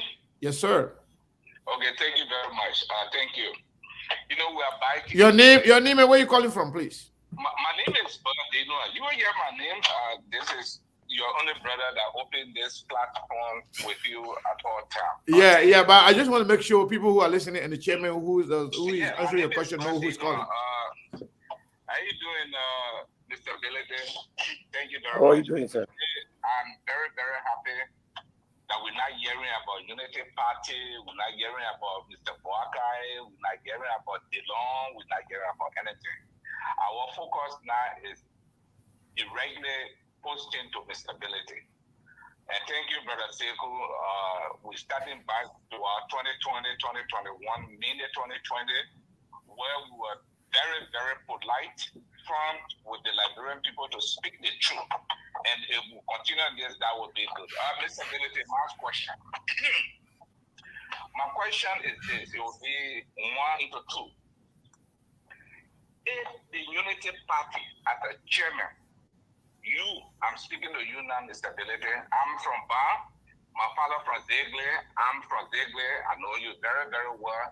You know me very, very well. But when you see me, you got to know me. But with my voice, you will not know me. Mr. Ability, my question. If the Unity Party unite and comes together, as you are saying, and you're pushing for peace, will your endorsement to Mr. Cummings remain as a chairman? That's 1. 2, let me take this time again to tell you thank you for the project you are undertaking between Bar and Wilbur. If you know, there's a lot of beautiful things you are doing in the county. And I am hearing as a citizen, you and myself as a son from the district, and you're talking about running as representative, that they say, if it is true, will you be welcome, Mr. Ability, with all the Rama road that is going on in your party? Which party are you going to run under as a representative candidate from that district number 7, our home, where our neighbor was buried? Thank you very much, Mr. Ability. Thank you, Mr. Noah. So, folks, for those of you who have been calling the number, the first, let me put those, a lot of people know the number here, but some people don't know it. Let me just pin it down. We'll take a few more calls. A call, well, we're kind of like right into Steve Bullitt because he's been running the show the most part. So the calls were going to him. I just switch it to my number. Let me see. Okay, now calls are coming here. Caller, what is your name and where are you calling from? Sekou, thank you very much. My name is Prince Williams, and I'm calling from Tennessee, the volunteer state. Yes, Prince. What is your question for Chairman Ability? Oh, Chairman Ability, thank you so much for coming on again, and thank you for being able to give a little bit of sanity to the craziness that is taking place in our politics. People may call you all sort of names and try to bring you whatever they want to, but when you speak with clarity, and you are very consistent with what you said. Having said that, my question is, I haven't looked at the whole thing as it's been played out, and I want to confirm what Sekou and Moshe has said from the get-go. It is becoming more apparent that the Liberty Party is the kingmaker in this political dispensation of politics of 2023 election. Being the kingmaker, I want to ask you a question. Will you support presidential debate? And if that debate should take place, will you also encourage a debate within the opposition political party as well? And my next question is, Mr. Ability, given the ruling of the Supreme Court as it relates to the CPP framework document, which is a cohesive. I think we should limit it to one question. We got a lot of calls. So my question is, is the CPP still a legitimate organization based on the ruling of the Supreme Court? Thank you very much. Thank you. One more call. This is going to be the last call. Caller, what is your name and where are you calling from? Yeah, hello. Yes. The Sekou Show? Yeah, this is SKTV. Yeah, SKTV. Okay. Yeah, my name is Mustafa Bahar, calling from Pasadena. I just want to appreciate Mr. Bidder. You know, in life, when you stand for the truth, other people look at you to be ugly. Let Mr. Bidder continue to fight. Because what Liberian hate is the fact. If something is going wrong, you see many Liberians running behind it. But where the truth belongs, when you try to hit on them, they start to go against you. People call Mr. Bidder the criminal. They use all type of names. Mr. Bidder have never went to a court, and then the court said, oh yes, Mr. Bidder is found guilty, so therefore they're placing him in jail for stealing. So Mr. Bidder should just consider all those things. In life, when you reach a certain level, when other people cannot reach you, they say a lot of things. They help you get Senator Ditto. If I were you, just go in heaven. Don't even fight him back. Don't even go talk on him. Just leave him. Everything has conscience. And to the United Party, the Liberty Party, the Liberty Party, he said the party only belongs to Bazola. We are all Liberian. We need to put our legs on one side. Charles Walker Brunskill from our party. He did not say the party was the party belongs to Bazola. He said Liberty Party, it means every Liberian are entitled to join the political party. You see, for what Yombly is doing and get on back in Yombly, the both of them know what they want. Can you make a brief, please, my brother? Please. Yeah, but just tell, there's a better there, continue the hard work, and just move on. Thank you. Thank you very much. So that person, he doesn't have a question. So I think we can, man, I don't know. Okay, hold on 1 second. Hello? Are you calling to participate on the show? I'm on the show. Or are you calling to talk to me? Okay, we have some personal calls coming in. But you could call me right into my phone now. Yeah, so chairmanability, we have tons of calls coming in here. We're not going to be able to take a lot, but we'll just take a few. All right, caller 763, you hold the line. Caller 612, you hold the line as well. Let's go to this caller here, 401. What is your name and where are you calling from? I'm calling from Rhode Island. Providence, Rhode Island. Providence, Rhode Island. What is your name, sir? My name is Alex Camille Jr. Go ahead, sir. What's your question for chairmanability? Let's try to make it brief so we can accommodate a lot of people, please. Yeah, I want to thank you very much. And also, I want to appreciate the chairman ability. Okay. But I just want to ask a question. Go ahead. He want to follow. He want to support Arizona Cummings. Did he know the secular rule of our country for over 100 years and no rule? Why is it me of supporting the secular children? That's my question. That's a big question. All right, thank you. Our 612 number, the last 4 digit is 4520. What is your name and where are you calling from? Sekou, this is Uncle Pete, the man from all the county. Uncle Pete, the man from all the country. What is your question for chairmanability? I told you to save that number. I will save the number. Next time when I ask who's calling, I apologize. Okay. Chairmanability, I want to tell you thank you very much for your support for Alexander Cummings and the Liberian people. I just want to tell you this. I made a show yesterday on my page. I listened to Henry Costa show 2 days ago when he was denigrating you, calling you a criminal, that you got no right to run in Dofa, in Nima County. I told her that you have the right to run in my county, and we should never call you a corrupt, no Liberian. But tell them, because I told them that 80% of past and present government officials are corrupt people. If you allow people, I know you will not want people to be calling a political leader, a criminal. So I told Liberian people and Costa and others, they should never refer to you as criminal. Anybody All right. refer to you as criminal in Liberia, Uncle Pete, I will take up the case for you. All right. Thank you, sir. So Thank I you. just want to tell you, I want Liberians for that. Never anybody can call you a criminal. So that means you don't have a question for him, right? Yeah, it's not a question. It's just a statement. All right. Thank you, Uncle Pete. Thank you. We are running out of time, and I just got a signal from Liberia. The radio people, we have another program coming up, so we got to. Yeah, go ahead. All right, thank you very much. So let's take the last caller on the other line. I've been waiting for a while. Let me see. All right, look, that person stay there. Our service history number, last 4 digit is 7998. What is your name and where you calling from?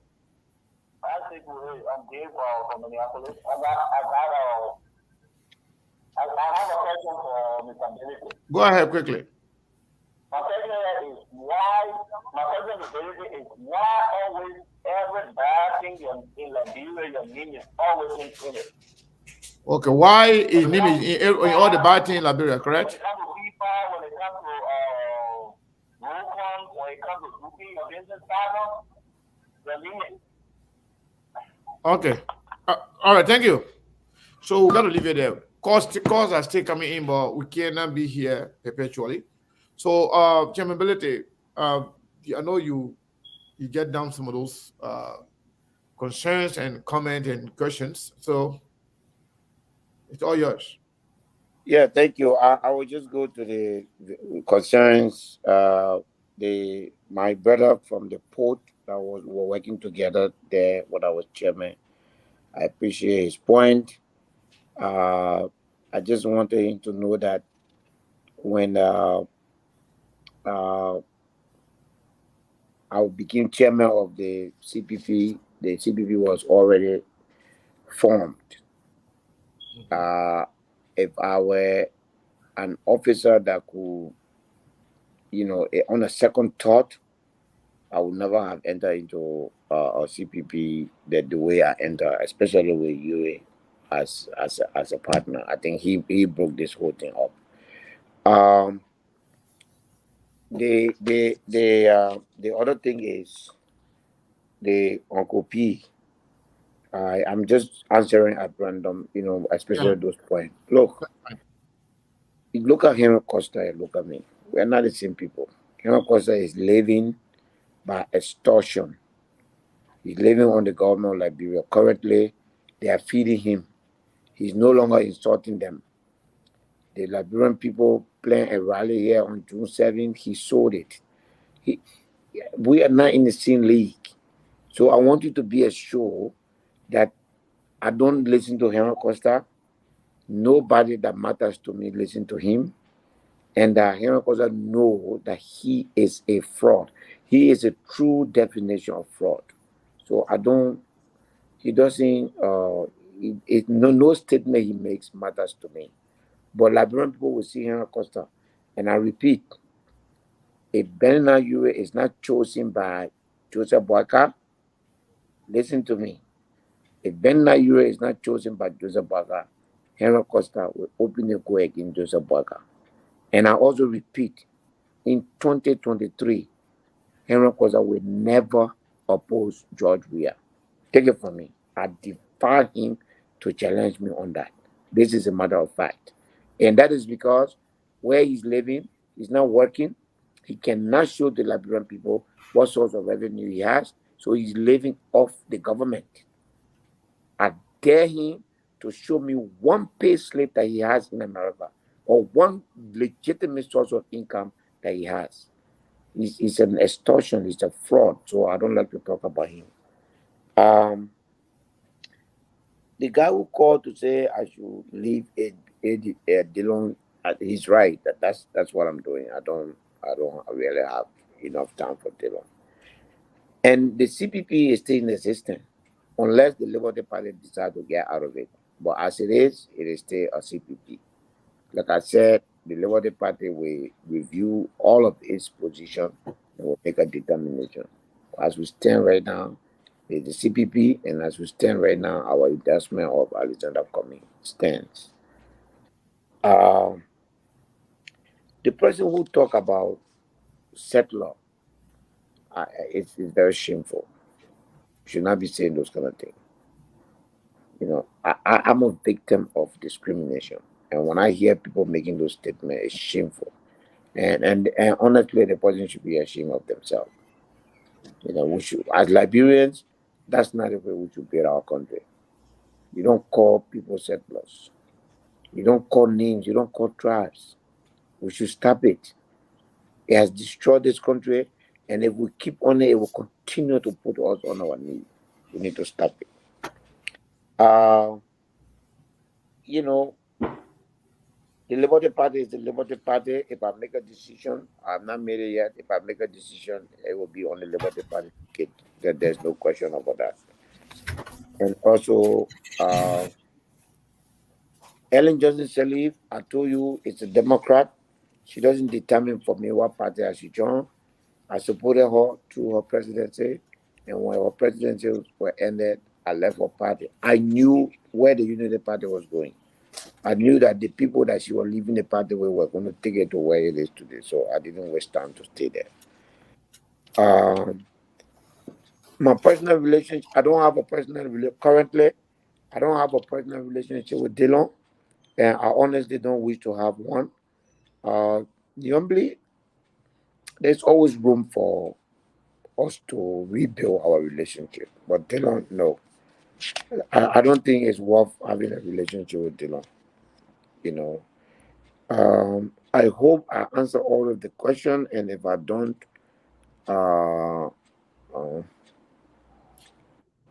yes, that's it. And if the CPP does not stand, the Liberty Party will make a opposition, clear on that. Yes, All right, folks. So those of you who still want to call, we may not be on the radio because we have exhausted our time on the radio. They've been sending me a message. Oh, Chief, we got to go to another program. So we're not going to keep the chairman here for no more time. I mean, we have had enough. We already almost 2 hours into the show, and we promised 2 hours. And we will open the line for a post-interview reaction from our people. We normally do that, but at least the number of calls that we wanted to take for he to be able to respond to them, I think we have done that. So what we're going to do right now, capability, this person being on hold for 10 minutes, can I just squeeze one more call in? Caller, Yes. What is your name? Where are you calling from? 77 number, the last 4 digit 2264. Yeah, hi. It's Alana King. Oh, Alana King? Yeah. Wow, thank you for your patience. Just quickly, ma'am, what is your question for chairmanability? Please be brief. Yeah, I want to say hi to the chairman, and I appreciate it, chairman. I want to say to Liberian people that need to get away from that tribal stuff, settlers or Mandingo, because the people that call themselves the real Liberian, they have done nothing for that sword. Young Kanga should be at sea. Young Kanga and Dylan, they have done nothing for that country except make noise, and the people went and give them power. Chairman Billington is doing a whole lot of great things. He's been doing a lot of great things. For the time I start hearing the names from my friends, people need to step up for that stuff. They parties don't belong to Brazilian. I'm a Basa guy, but Liberians need to step away from that mindset. We need to step away from that mindset. It's not what your country can do for you, but what can you do for your country? Chairman Billington has done a lot of great things and still doing it. Young Kanga should be ashamed. Election time, she went and spent water, she did that breach. And the people of Grand Basa went and voted for her. And those kind of things, they burn me to my soul. So for them to say the big questioning or chairmanability about So you don't have a question for chairmanability? Because we got to go right now. No, I don't have a question for him. I just want to tell him thanks for the great thing he's doing. All right, thank you very much. People need to get away from that Mandingo and Congo stuff. That thing not helping the country. No problem. act that they have never helped the country. That the Mandingo and other people helped that country. The Mandingos are the one that built that country. Now the average day Liberian I just walk around and talk, oh Mandingo people, oh this and that. So we need to step away from that stuff. All right. Thank you very much, Alana King. Thank you for your contribution. So we got to leave it. The chairman ability. Your closing comment, sir. So folks, stick around after chairman ability. We will continue. Take few calls just to get your reaction. But we can't keep the man here forever. Go ahead, sir. Your closing Sekou, comment. it's always a pleasure. Because we will always reach out to you when we need you to come and have a conversation. Yes, it's always a pleasure to be on your show. I feel it's a privilege because every time I leave your show, I feel like I have accomplished a whole lot. I've had the opportunity. When I'm going on your show, I have a mission to deliver a certain message. You don't rob me of that. You allow me to roll. You allow me to answer a question. You asked a tough question, which I appreciate. It gives me the opportunity to answer. And I want to tell you thank you, and may God bless the SKTV. And I hope that we will continue to keep our relationship, the family of RCR. We hope that relationship will continue. And believe me, I appreciate you, Sekou, and may God bless you and your team, including Solomon there in studio. Solomon, thank you for a good job, and may God bless you guys. Thank you very much. So Solomon, again, I want to say thank you. Any last comment you want to make before we go? Yeah. We still gonna be here. You guys are gonna leave me. You guys in abroad are gonna leave me here. That's fine. Yeah. I can still handle myself for a couple, maybe like another 10 minutes to take few calls. I just want to get people reaction. People still calling right now as we speak, but I can't keep you guys here forever. But you make a last comment. Yeah, Sekou, let me say many thanks to the ever-potent chairman, Mr. Musa Hassan Berete, for the level of elaboration, providing essential information for the Liberian people. That's how it should be. It's his responsibility as a leader to always give clarity down of the citizen of his nation. So, and also to your entire team, I want to say many thanks. Everybody in the diaspora that you can tune in tomorrow at about 6 to 8 p.m. I love you. Bye-bye from Mama Liberia. All right. Thank you very much. And then before we even, please hold on a second. Tomorrow, let me make this quick announcement while people on the radio. Tomorrow, the chairman of ACO, the All Liberian Coalition Party, Ansu Dole, is our guest for the first time ever. So tomorrow, tune in to SKTV. You can also tune into Truth FM, that is 6.1, 6 p.m. Liberian time to 8 p.m. It's going to be a great conversation, and you don't want to miss it. I just want to make that announcement while people are listening on the radio. So, Solomon, thank you very much.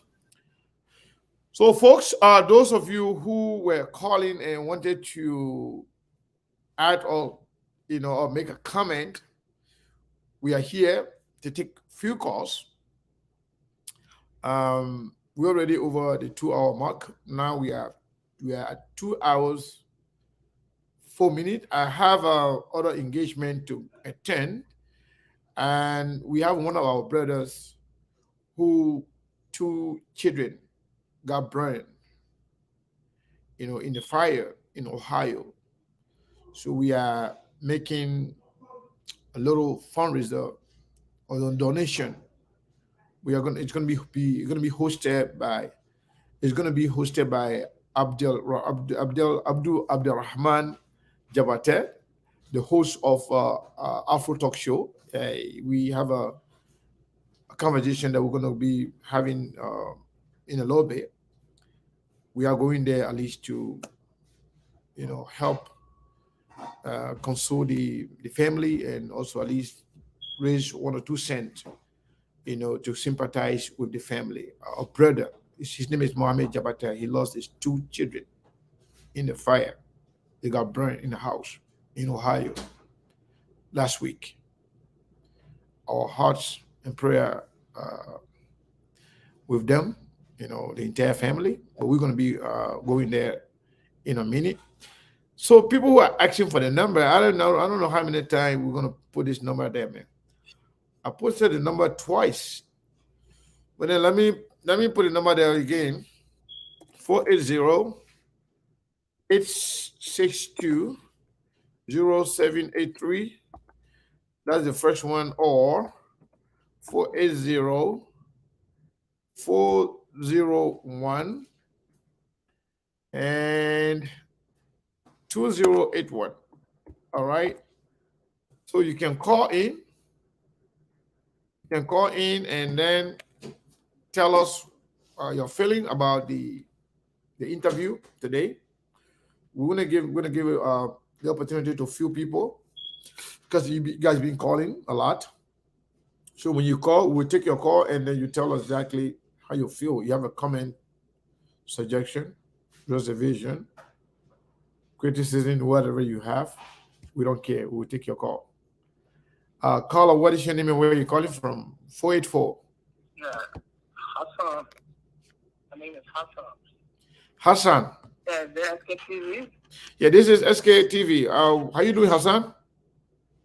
Yeah, I'm okay, man. Thanks, man. Listening to the conversation between you and Hassan, Musa Benete. Yeah. And I love the question that you asked. You asked some question, and Mr. Benete was able to answer. And we as a Liberian Nigeria brother, we don't know what we mean. Because if we retrospect to the 1989 war, there are a lot of factors that caused the war. The grudging subordination, tribalism, and we still live with it today. Look at the Liberty Party in general. The Liberty Party, it is true that Basovman was the founding member of the party, but he did not bring the party in for only Bazola. What we realize in our country, when it comes to Mandingo, people try to bring different things into it. Then look at Pedro Costa with the case of Mr. Cummings. Because of a political leader, Benetta Europe, carrying on false allegations, we listening to him on his platform insulting. But today it has been proven in court that there is no evidence. There is no evidence. Yesterday the poster trying to change a ton of shame. This is the Liberia with me, my dear brother. We have to grow and graduate from our mentality. Costa feel that, oh yes, he's educated, but I see him to be a fool. S-O-O-L. No, don't That's all I have to say. don't do that. Don't do that. Thank you. No, a fool is not insulted. No, it's okay. You can come make your case. You can come make your case, but don't insult anybody. That's fine. Well, thank you very much. Let's take another caller here. Caller, what is your name and where are you calling from? The last four DJ three. Mohammed Kita for Staten Island, New York. How are you? Mohammed Kida for Staten Island. Welcome to SKTV, sir. Thank you. You see, I've been following your show, Yes, sir. and I appreciate what you do.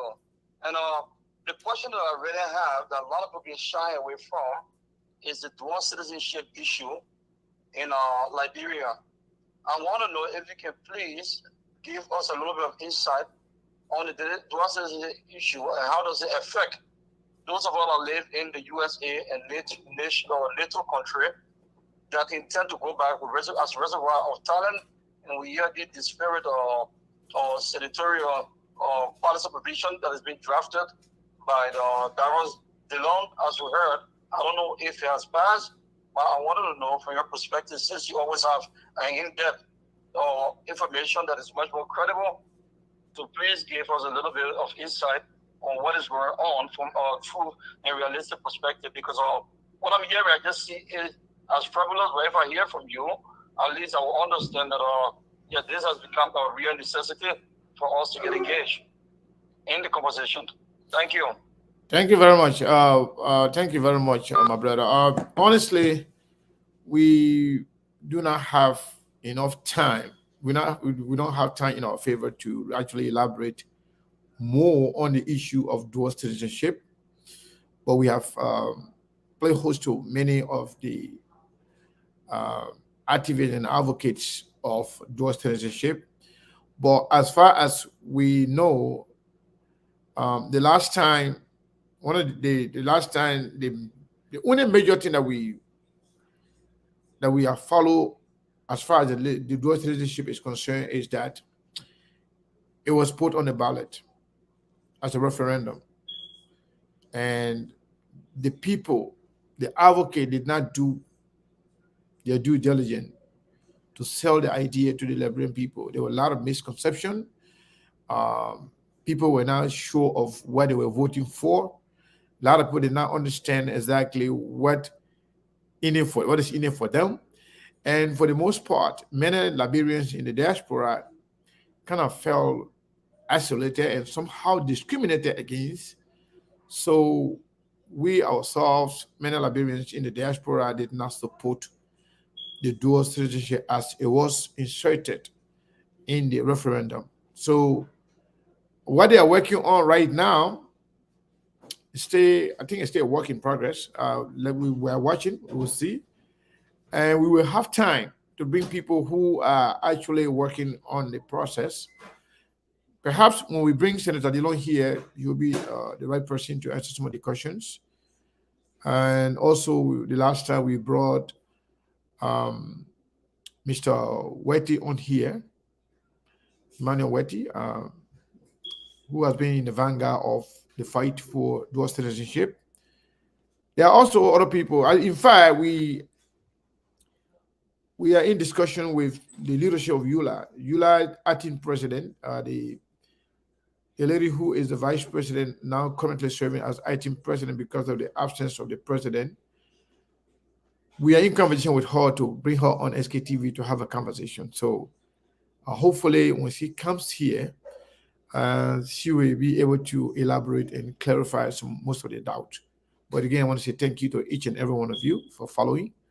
It was nice being here. Very, very nice being here. I really appreciate all of you for your comments. There were few people that went out of the line, that abused the right given to them. And we took them for safekeeping. Those people who were insulting, using F word and the rest of it. We did not only delete their comment, but we also went ahead and blocked them from this platform. But again, we're going to be bringing people here to have a conversation on the issue of dual citizenship again, since it's a concern from one of our, valuable follower, but in person of Mohammed Keita. He always here. We are always. I don't know you in person, but I've always seen you commenting and sometimes calling. We really appreciate everybody. Those that called, those that didn't call, those that are always considered as our silent majority, people that came here today and followed and said nothing. They wrote nothing. All they came to do is to just be here and listen, take note, and form an informed decision as to what they can do when it comes to Liberian politics. Again, Chairman Belete, want to say a big thank you to him for coming here to provide more clarity and context to a lot of issues confronting us as people, and on his personal behalf. I think he did great for himself, and hopefully he will come back again. But again, we will reach out to Senator Yomli Kanga Lawrence once again and other people that may have another side of the story. We will always try to bring the facts to you, as always. Thank you all very, very much. We appreciate your time. And hopefully, we'll be here tomorrow with Chairman Ansu Dole, the chairman of ACO. He will be here tomorrow to talk about the way forward for ACO. He will talk about how the rebranding of ACO went on and what lies ahead as to what ACO brings to the table in the Liberian political dispensation. But yes, we'll be here, and we appreciate your time. You have a good one. Yeah, yo, Sama Lulu, Point Gangsta, Kawagado, Hamajiti,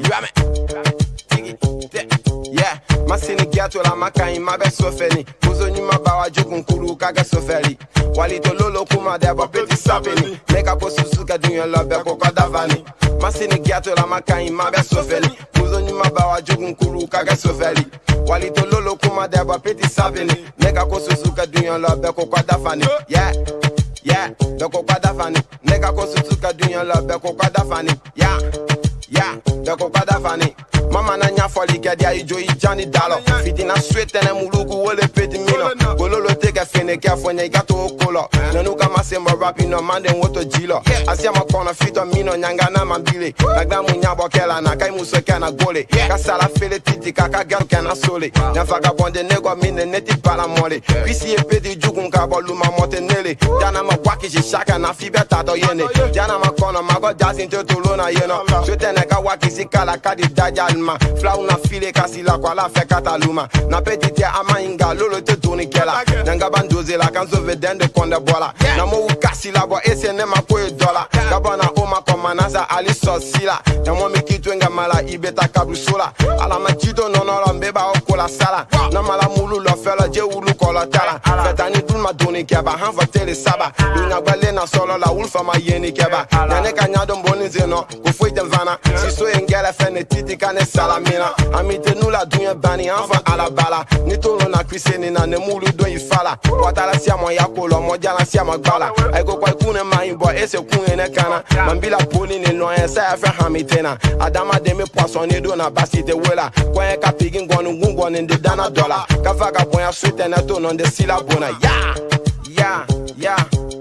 Masini ghetto la makai mabe sofeni. Bozo nyuma bawa